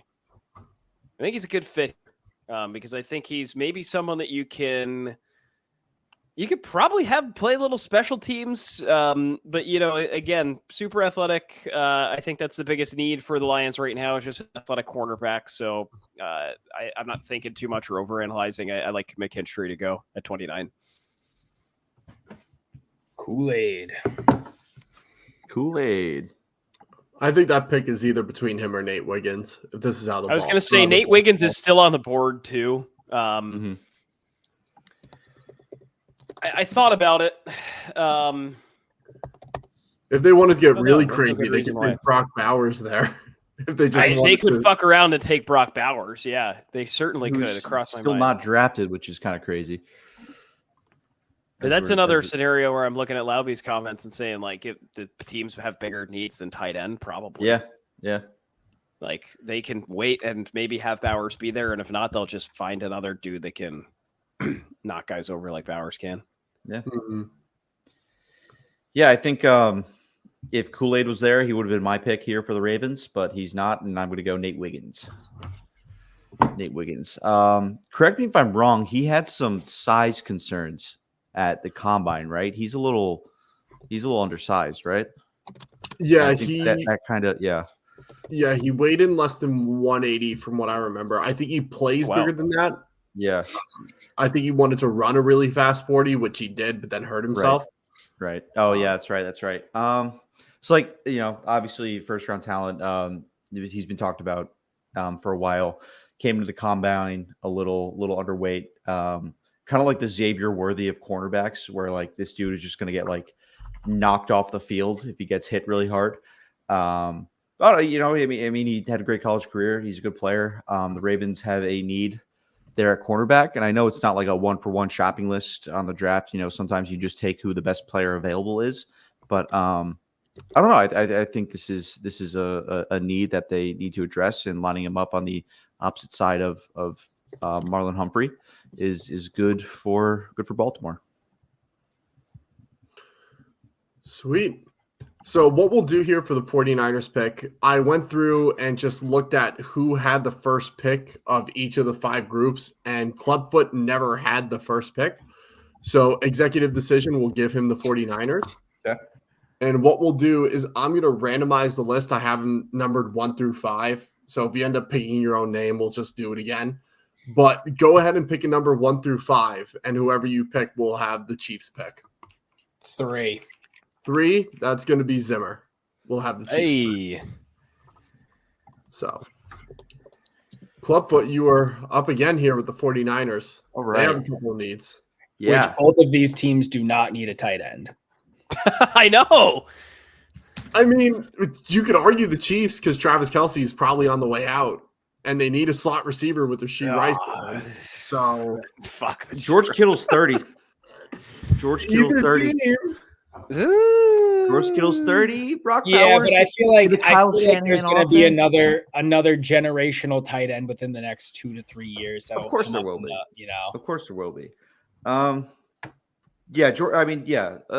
Brock Bowers will be drafted in the first round. It's going to happen. Jordan's correct about, taking your needs before this guy. He's more of a luxury pick than he is anything else. I think it'd be so fun just like in this fake scenario mock draft world to send him to San Francisco and just like another piece on that ridiculous offense. But I do not, that's not going to happen. You're going to make me fucking take him, aren't you? Probably. As I'm looking at the big board here, looking at who's taken, it's a really interesting pick here. I feel like Basel right now. All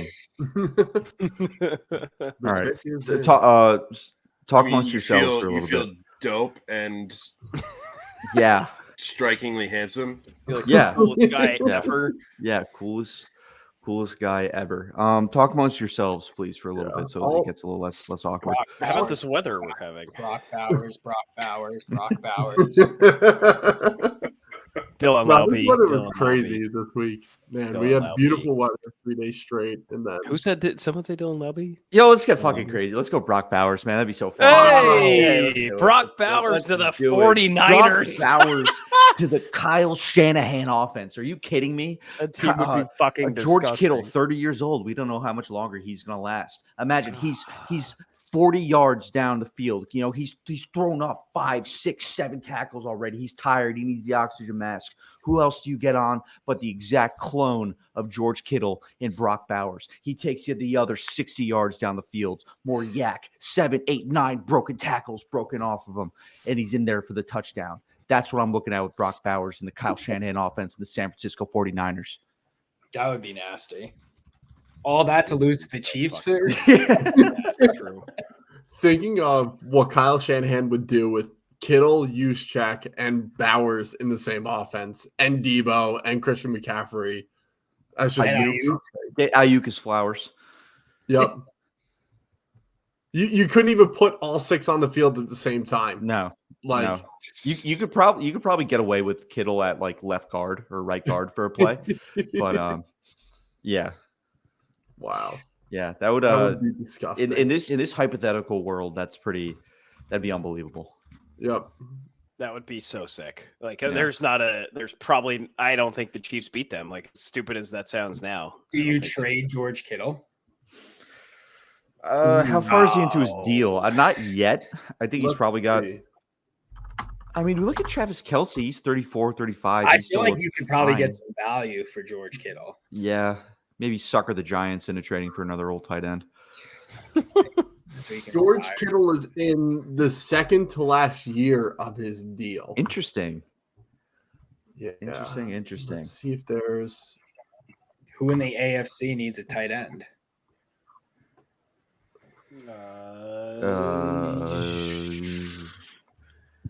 What's the Jets situation there? Tyler Conklin. Also, Nathaniel Hackett doesn't really use tight ends in his offense. I feel like Now- he could end up on the Jets. I know we talked about the running back class not really being like first round worthy, but considering it's the reigning Super Bowl champs, do you think? And they actually also might need they always need a running back. I feel like so. I mean, would it be like a potential gamble to go for a running back here? No, we're holding our pick for Dylan Laube in the 3rd round. That's true.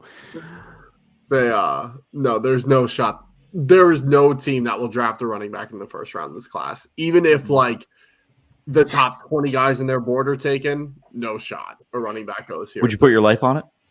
I would. My God. I don't think I've ever been more confident of anything in my Okay, life. I all may right. be eating my words in 2 weeks, but Might not be eating anything in 2 weeks. Oh God. Thursday night, and James is like, "Let's raise the stakes here a little bit, boys." I'm just radio. What if silent on the line. What if You I just told you I watched Deer was? Hunter. Oh God. What if I told you I was taking Blake Corum here for the Chiefs? Yeah. Well, you could do that. No, I'm not going to. Trust me. So the Chiefs. I want to do something crazy, but I'm not going to. What do the Chiefs need? The reigning Super Bowl champions Wide receiver. that just signed Hollywood Brown, who whatever. Fine. If he's the next 1,000-yard receiver for the Chiefs, then so be it. Rashee Rice just gets arrested, and we probably won't see him again. They have this weird thing going on, the Chiefs, because it seems like whoever they slot in can work with this offense. Justin Watson's a great example that he had some really good games for him last year. But here's the issue. Kadarius Toney stinks.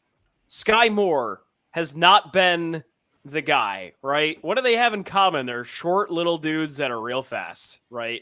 Well, Toney, I guess you could call him fast, but he's just so raw, right? So like that brand of the short guy that can run, like they're trying to replace Tyreek Hill. I don't know if it's worked, right? Now I say that they found other ways to get the offense going, so whatever.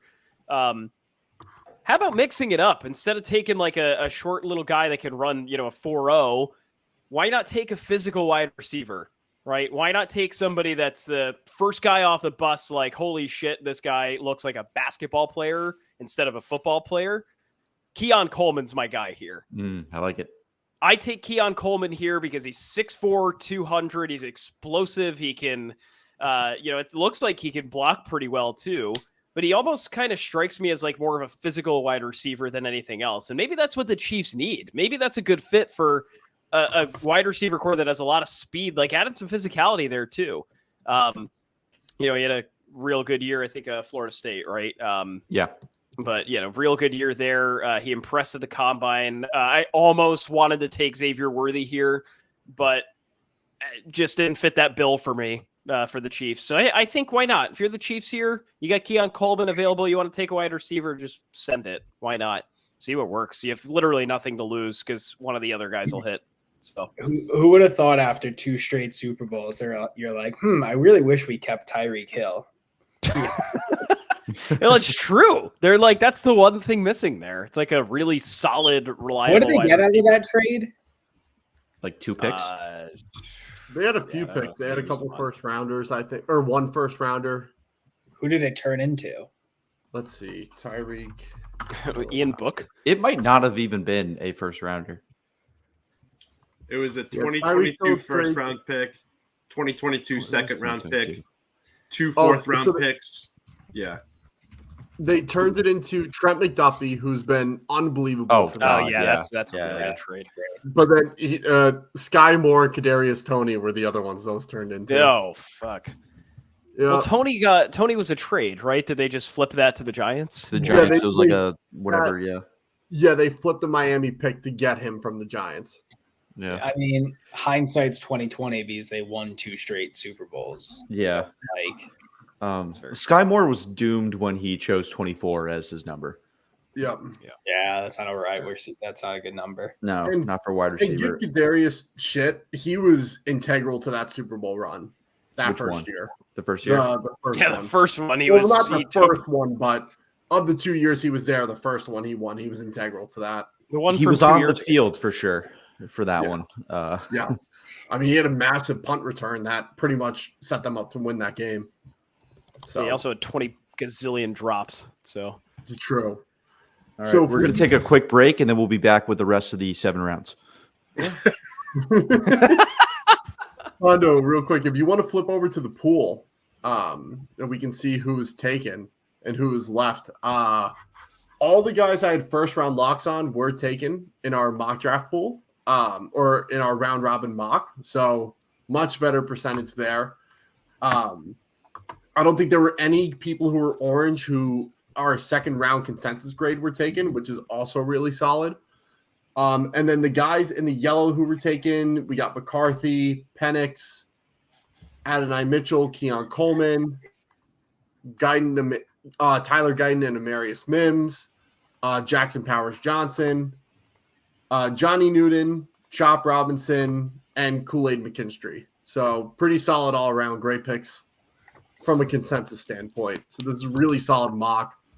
49ers getting Brock Bowers is the most wild. That's going to play out nicely if that ends up happening. Yeah. Nobody picked Ohtani. No, I need to know Otani's picks first. I think we'll fade him because he doesn't have his fall guy anymore. We'll have to dive into after we talk some trades real quick, but I know Basil's been chomping at the bits with some college basketball news. Yeah, we have a little bit of breaking news, as well as an ad. Yeah, we do. Yeah. So we'll start with the ad read first from Mr. Basel, and then we will go from there. Yeah. So once again, for anybody that's been watching or listening to our house podcast all month long, our big partner right now is our friends over at Rhythm. So, here's a quick word from our friends at Rhythm. March may be over, but Rhythm's AI-based model continues to dominate. Rhythm is the AI sports betting app for player props and game picks. Rhythm stands at the forefront of innovation, offering sports enthusiasts a cutting-edge tool to elevate their betting experience. The app leverages data sets, historical trends, player statistics, and more to help craft the perfect picks for you. If you head to the link in our bio and on house-enterprise.com, you can sign up for free to find a set of picks perfectly tailored for you. Filter rhythm suggestions by teams, props, and more to help create the perfect picks that fit your fandom. With the college basketball season now complete, Rhythm is here to help you win your way through the push for the professional basketball playoffs. Download Rhythm, spelled RITHMM, create your account, find your perfect picks, and win big. Disclaimer, House Enterprise and Rhythm are not responsible for any lost wages on picks you make.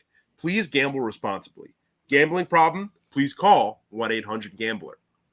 And our friends over at Rhythm, obviously they were our big partners for our March Madness push, but they got NFL picks. They got NBA picks. So make sure you head over to their site, download the app, and see what they have to offer. I know we're doing a football podcast tonight. We're going through the draft, but I feel like this is a college basketball headline that it's just so fresh that I feel like we should just briefly mention it. Obviously, for those of you who also follow college basketball that are listening to the pod, you'll know that the biggest, maybe not the biggest, but probably one of the biggest, depending on, just your opinion, head coaching openings heading into this offseason was Kentucky, with Coach Calipari moving over to Arkansas. So now CBS Sports Matt Norlander, literally, I would say in the past 10 minutes or so, around 10:15 on April 11th, just reported that Kentucky is making moves to hire BYU's Mark Pope. Mark Pope was, I believe he was a player at Kentucky. Yeah, he played at Kentucky from 94 to 96. And his last job, he spent several seasons at BYU. At BYU, he compiled a 110 and 52 win-loss record, including a 10-8 conference record in BYU's first year in the Big 12. Before that, he spent 4 seasons at the Utah Valley Wolverines, where he compiled a 77 and 56 record. He took BYU to 2 NCAA tournaments and an NIT. He was in 3 CBIs and has an overall head coaching record of 187 to 108. And now he will take charge. It still seems like it's in the early, workings here, but it looks like he is set to take charge of the Kentucky Wildcats. So big moves, but if we don't want to discuss that any further, let's get back to some football trades here. This is weird. It's a weird scenario. And I mean, Mark Pope, let's not forget, he won a national title with Kentucky, so I understand it. It means a lot to him. But you've got to think that's the best job in, well, people say it's the best job in college basketball. You probably have the most money. You probably have the most resources. This is a get-rich kind of job and a life-changing job for a lot of people. And you settle on Mark Pope. I just feel like it's settling. That's all. Like, Kentucky fans are pissed right now. And it's hard to say I disagree with them. So yeah, I mean, but also Kentucky fans thought they were going to get Dan Hurley. So, they were a bit delirious and delusional. Yeah. And yeah, they thought that they were like, if it's not Dan Hurley, it's going to be Scott Drew. Scott Drew said no. Then it was going to be Nate Oates. Nate Oates said no. You already had 3 people pass over the job. I'm curious if they ever called Rick Pitino. I think he would have also said no. So I guess settling is the right term. I don't think it's a bad hire. It's just their expectations were like, well, we're going to get, Jay Wright. And like Jay Wright's not leaving the booth to come to Kentucky. Yeah. I think like you said, it's gonna get clowned. It's gonna get a lot of shit. Listen, Mark Pope is a Kentucky alumni. He went there. That's pretty cool for a guy to come back and eventually be your head coach. Had great seasons at BYU. His first year in the Big 12. I mean, Jesus Christ, 10-8. Like, took him to a tournament, a 6 seed. That's awesome. Settling. Maybe he wasn't their first option, but it's not. I don't think it's a bad hire by any means. You know who I'd love on their bench though? Who? Rajon Rondo. Ooh. Oh yeah. Ooh. Give me him and Boogie on the bench. People were throwing his name around, but I didn't really. I don't think he was. Really I think it's too big of a job to be a first-time head coach. Mm-hmm. Yeah. But Fun though. Yeah. Groom them. Yeah, like Grooming talk Caleb to that. Williams. Like Caleb Williams. Trade talk. Trade talk. That's a good segue. Grooming, trade talk. Grooming to trade talk. Yes. So, I mean, we kind of were like talking about it throughout, but teams that need quarterbacks that do you think are going to be desperate to move up? Kind of going down the list. I think it could start as soon as the Giants at 6. I don't think they will, but I think it's an option. I think the Vikings have the capital to move up. The Broncos, I mean, one thing I kind of wanted to bring up with the Broncos too is how safe is Sean Payton's job? I think it's a little more safe now that it's in the post Russell Wilson era. And also because they had to trade for him and spend capital on him. Yeah. So I think now that it's the reset button has kind of been fully hit, it's given him a little more time. Like his first year was kind of like the prologue to what his tenure is actually going to be there at Denver. So I think it's a little more than maybe if it wasn't somebody like Sean Payton or he came in last year with a fresh quarterback. I mean, yeah, but yeah, career safe if he rides with Jared Stidham. Yeah. I think the most action is going to come from that 11 through 13 area. Like that's where a big trade is going to come from. And the Vikings clearly have the most capital to work with after making that trade to get back into the first round. Not a trade, but QB talk. Do the Jets ever entertain this draft? I think like a day 2 or 3 pick. I don't think it's first round for sure, but I could see like a Spencer Rattler, like you said, like a Sam Hartman, something like that. Nah. Yeah, like, not a first round at all, but like if maybe Bo Nix falls to the second round, I think that'd be an interesting fit. They do not have a second round pick, but that also could be trade to. I don't know. But yeah, like third round at the earliest. Third round might also be a wide receiver spot for them if Roma Dunze doesn't hit them at 10. But yeah, further down the line. Yeah, I think someone who's not getting talked about a lot, but I think could be good is Michael Pratt from Tulane. Mm-hmm. I don't know if anyone here has heard of him, but I think he's decent enough where if you had a QB competition with let's say the Steelers never moved on from Kenny Pickett and the Steelers wanted to use I don't know if they have a second round pick, but their second or third round pick at day 2 on Michael Pratt. I think he's someone who could compete with Kenny Pickett. He's got, I haven't posted my quarterback blog yet, but my pro comp for him is Dak Prescott from a perspective. He loves to attack the middle of the field, especially those seam routes up the hashes. He loves those routes. He's decent at avoiding pressure. He did have a high pressure to sack ratio, but I think that was more so Tulane's O-line was garbage and he had no time to throw.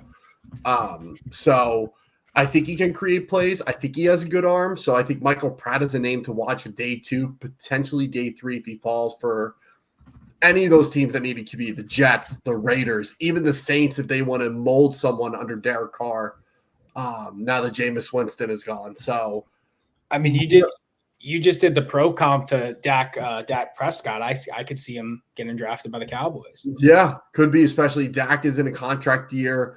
I would put money on they are not going to re-sign him and they're going to let him hit the market because Jones kind of seems like a cheap fuck recently. Yeah, I mean, and Dak would once again reset the QB market, and not that he did the first time around, but as far as the production, he reset it for the production that he was putting out. And I think he's a better quarterback than he gets credit for, but I understand where the hate is for him.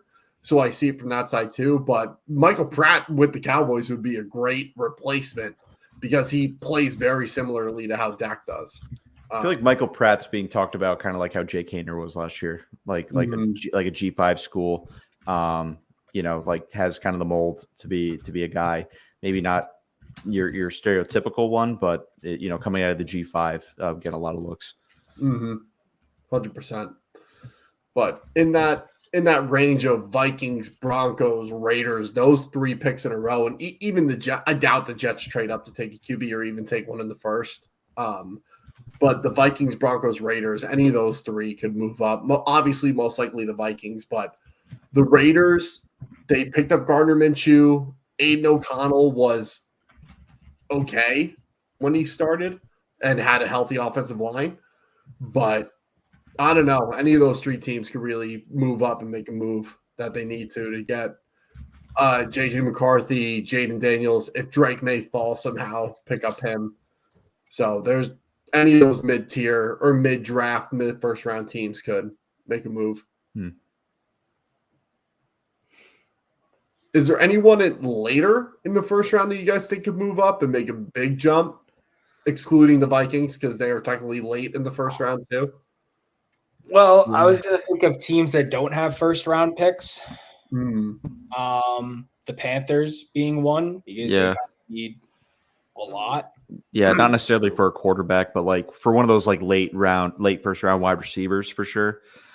I could see that definitely being a possibility. I feel like the Texans are always trying to make moves. Yeah, Nick Caserio is like in the lab always. Who let that man cook last year? He went insane.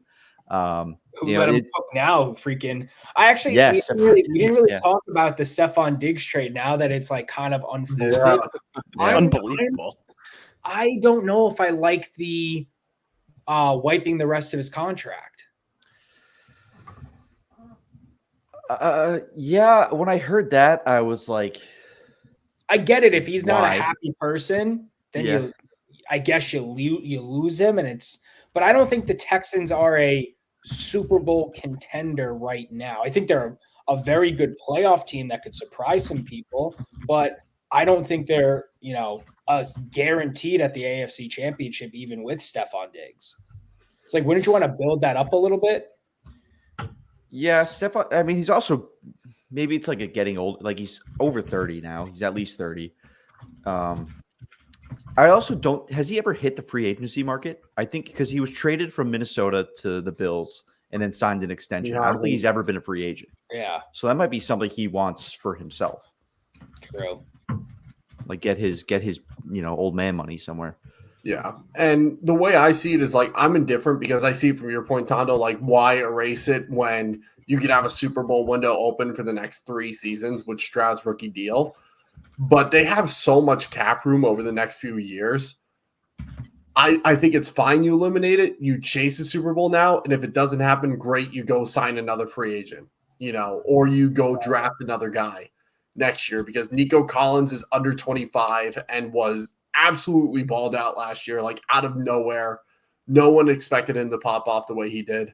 Mm-hmm. Tank Dell, who I had as a top 50 prospect last year, was amazing until he did he break his leg? Did he tear his ACL? I know he was in line blocking and someone rolled into his leg. I forget what the exact injury was, but like someone who had never been played every college football game he could in his career, gets hurt his rookie year, should bounce back fine this year. And then you add Stephon Diggs to that room and you start to beef up that O-line, that's a scary offense. And I know Stephon Diggs has his concerns, but he's a baller. It was a broken fibula for Tank Dell, so that's not an easy one. No.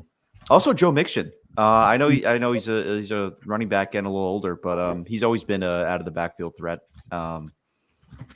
So that's another way that offense kind of unlocks a little more dynamic than Devin Singletary.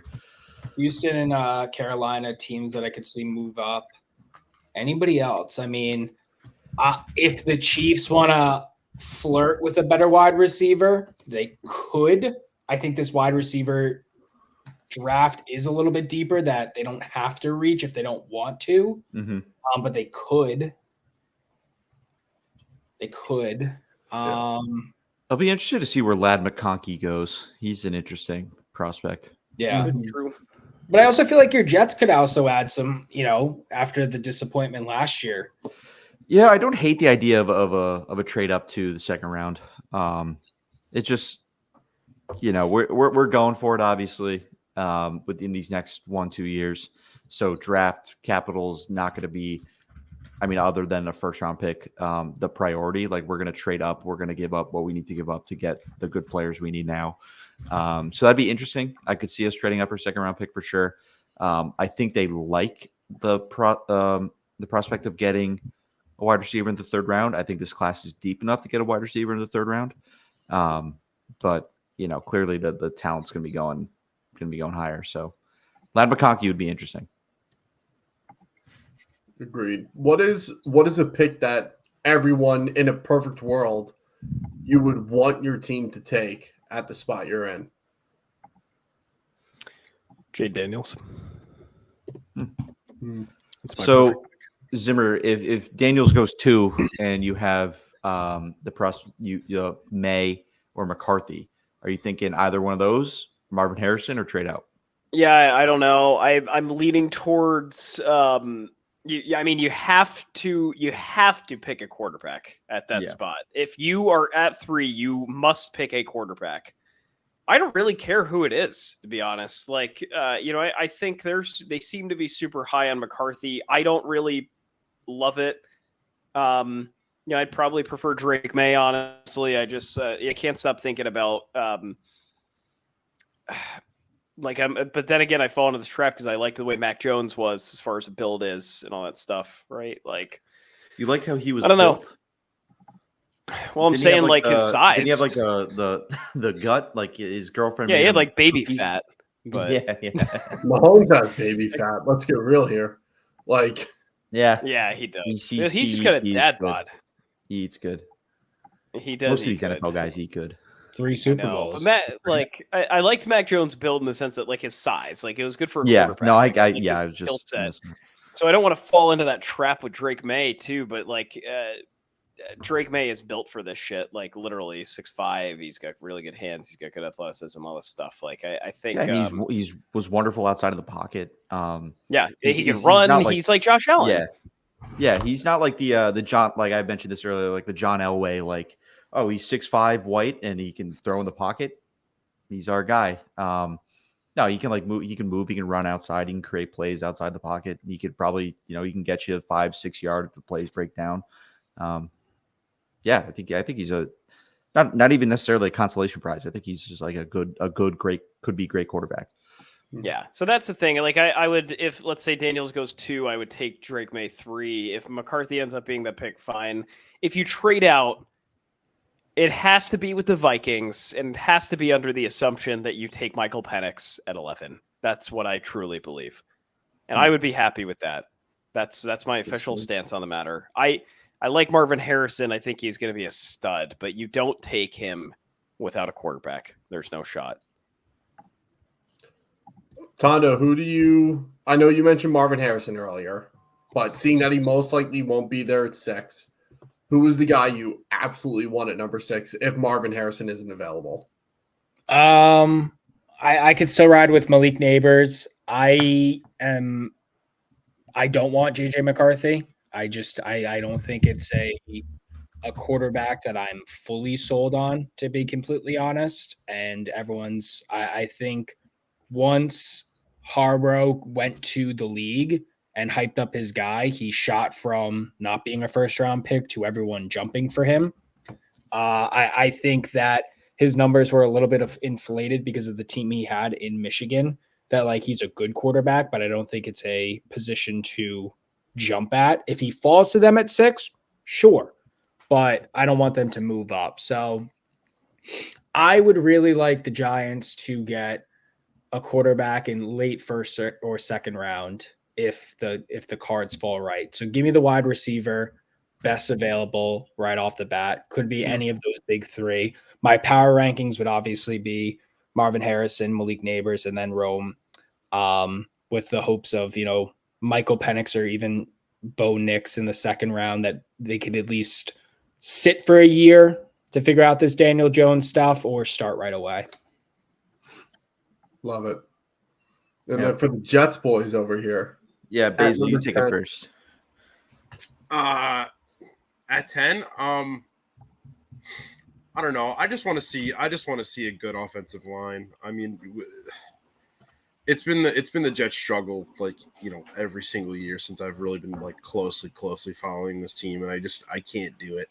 I can't do another year where their quarterbacks are just getting just wrecked every single play. I just think it's that simple. I just want to see some like actual offense moving on the Jets team. Yeah, I'm kind of in the same boat. I talked about it a little bit earlier when I think Lavi, you made the pick that if you draft an offensive line at 6, he's not going to start, but he will see the field. I was listening to, credit to the guys on the Cool Your Jets podcast. They were talking about how often teams really switch through offensive lineman lineups throughout the year, and no team from week 1 to week 17 is going to have the same lineup across the board. And the Jets have been one of the worst at that. I think they had 15 different linemen play a snap last year. That's ridiculous. So if they draft a tackle / guard, say it's Talise Fuanga, say it's Troy Fatanu at number 10, he's going to be 6 on the depth chart, but he's going to get a lot of snaps. He's going to develop. He's going to learn. He's going to get that in-game experience. And I think that as much as I would love somebody like Rome Odunze, and then we have the Garrett Wilson, Mike Williams, Rome, trio, triple head monster, the smart, the safe, the best pick for Aaron Rodgers is going to be an offensive lineman.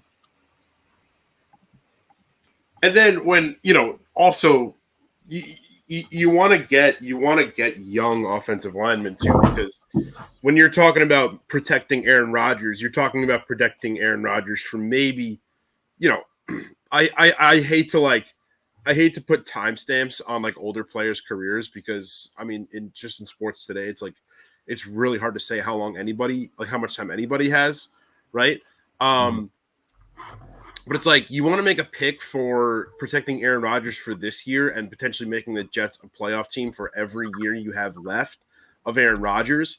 And then you also want to build a great offensive line that can support whoever the Jets want to take, in the next 3 to 4 years, whether that one, if they want to just start building around a new young quarterback and then continue that playoff success. Like if the Jets can be a team where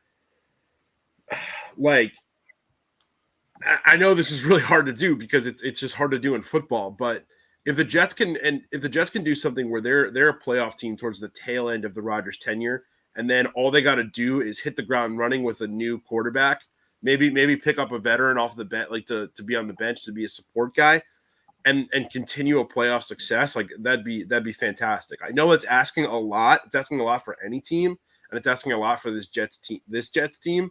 But that's the mindset I'd want to see them go into this with. Mm. Yeah, and totally I think it's interesting for the Jets because you have, if you want to label them injury prone, you can, but you have 3 guys who have struggled with injuries at some point in their career. You got Tyron Smith, Elijah Vera Tucker, and Morgan Moses, who have all had their share of injuries. And even if you take an offensive line in the first round, which I think is the right move, let's say those 3 guys go down, you're looking at either Troy Fatanu or Talise Fuaga as one of your tackles, Max Mitchell at the other. Then you have John Simpson at guard, who I think is better than advertised, but we haven't seen him play in a offense like the Jets yet. Ravens are an offensive line juggernaut as far as development goes. You got Joe Tippmann at center, and then you're going to have maybe Wes Schweitzer move to the other guard spot, maybe Jake Hansen. That other guard spot gets tricky. Xavier Newman. Yeah, maybe Xavier Newman, but it does get tricky at that point. So I think, and to your point, Clubfoot, the offensive line stat you brought up, the lowest team or the team that used the least amount of offensive linemen used 7 throughout the year at some point. You got to take an offensive lineman at 10. Yeah. Yeah. It's just the way, especially all the shit everybody gives to MetLife and that turf and how awful it is. Someone's going to get hurt on it. Someone does every year. One more season till grass. Yeah, I know. Soccer's coming, and all of a sudden they got to change it. Wait, so when they switch to the World Cup, are they just going to leave the grass like when the World Cup is done, or are they going to go back to turf? I think they're going to leave it. They definitely should. Yeah, it's going to be a lot of money because someone else is paying for it. Yeah, true. Quick little Tyron Smith stat. Awesome that he chose to come to the Jets. Excited to have him. He has not played a full season since 2015. So that's all you need to know. It's got to be tackle on this draft. How many of those seasons since 2015 has he played more than like 14 games or 14 games or more? Ooh, I wonder if I can look that up real quick. I think it'll have it on Pro Football Reference or something. It should have the games played or some shit like that. Yeah. So, see, last year he started 13. So that's good. Since so he started 16 in 2015. Since then, it's been 13, 13, 13, 13, 2, 11, 4, 13. Yikes. So, Man. So he's guaranteed to miss a quarter of the season at this point. He will miss 4 games at least probably next year. Yeah. So, jeez. And there's still a debate about 10. Like it has to be. Yeah. Well, I guess that brings it to me for the Cardinals. Yeah. Obviously, Marvin Harrison at 4 is him or bust. But if for whatever reason the Patriots take him at 3 or we trade back, I think Rome is the next guy you have to target if you're still at number 4 and Marvin Harrison's gone. I know consensus will say Malik Neighbors, and I am very different from consensus when it comes to this wide receiver group. But I think Rome is the guy who is going to be better longer term. Like a lot of Devontae Adams in this game in terms of getting open, his route release package. Not saying he's going to be as good as Devontae was, but a lot of similarities in their game coming out. But if we do trade back, I think we have to go defense. Like, let's say we trade back with the Vikings and we have 11, 23, and 27. I would love to see Johnny Newton, Leatu Latu. If we want to take a cornerback that early, like Quinyon Mitchell or Terrion Arnold, one of those guys, and then later getting another receiver, I think that's the way to go. So perfect world, Marvin Harrison. Not perfect world, go defense if we trade back, and then if not, go for Rome and get him at some point. So yeah. I guess you can make the argument every year that like you don't know what the hell is going to happen until it happens. But I feel like just because the average life of a head coach now is so like, if you're not good this season, your ass is done. Like I even think, I love Brian Dable and I think he's an excellent hire. And he took the Giants from a nothing team to the playoffs. And then last year, I think if the Giants have a bad season, his ass is on the hot seat, which is a shame. And it's like, how can you judge a head coach's career in 2 seasons? Yeah. 3 seasons. And one of them you made the playoffs out of nothing. Mm-hmm. I think the Jets same too. I don't think Salah's on, a long leash per se. No, him and Joe Douglas. If something doesn't come together this year, they're both gone. And like last year was all because of injuries. Yeah. I mean, I get Salah. I would love to keep Joe Douglas. I think Joe Douglas is what he's done with trades, especially what we got for Sam Darnold, that haul was incredible. The Jamal Adams fleece of the century. Yeah, I would like to see him stay, but yeah, Salah, I think if this year is another stinker, he's out of here. Do you still want to kiss his bald head? The jury's still out on that one. Yeah. I remember you're very passionate. Joe Douglas. Yeah, I was very passionate about that. Joe Douglas's bald head, I'd still kiss, but that's a good call. Yeah, Salah, I think. Kissable bald Salah's, I don't know. After that, what was that Colgate commercial? I was right after the Dolphins returned a punt return for a touchdown or a kickoff for a touchdown. Yeah, that was tough. Yeah. Who were the most, I guess that's probably the most kissable bald head in the NFL, but Dable's got a nice melon. He does. Joshua Dobbs out of the players. Joshua Dobbs. Oh, God. That's like a yeah. It's a real good melon to kiss. Astronaut brain. Does Andy Reid have hair outside of his face? I think I he's don't got like think the so. side piece. Okay. Okay. So like, yeah, very targeted smooch. Right. It's gotta be right on the top. Yeah. You need to strategically place the smooch. Yeah. Yes. Yeah. Exactly. Now we've reached the scary hours of this podcast. Yeah, we're at the rambling kissing point. bald heads. We're coming up on 11 p.m. here. I Eastern. know, man. Does anyone have any closing thoughts before we say goodnight to the viewers? Just this is my favorite time of year in the football season. I do love draft season, and the 3 years in a row of doing this has just been great with you guys. Really do love getting together once a year and having this mock draft. So 100%. yeah. What does it say about the Jets fandom that our favorite time of year is draft season? Hey man, I love winning the off season, baby. Winning the No, off I season. get it though. I do also love draft season. Yeah. And pretty sure we're going to do it again. But last year we did the live show for the draft. That was me, Basil, and Clubfoot. Tondo and Zimmer popped in for a little bit on that. Planning on doing that again here in 2 weeks. So stick around for that. That should be a fun one. We'll be live on YouTube, and then it'll go to all the streaming platforms. So be on the lookout for that one. That'll be fun, especially this year. That'll be a crazy first round to watch. Yeah, you see my disappointment live. Yeah, that was happier. I felt bad for you on that one. That was a tough one, man. Yeah, I'll have to go back and find that clip. Well, Jordan, thank you for your hours of prep that you put into this every year. And this year, it was very helpful. We'd all be lost without you. And it helps that you love talking about it and doing it so much. So we appreciate your efforts.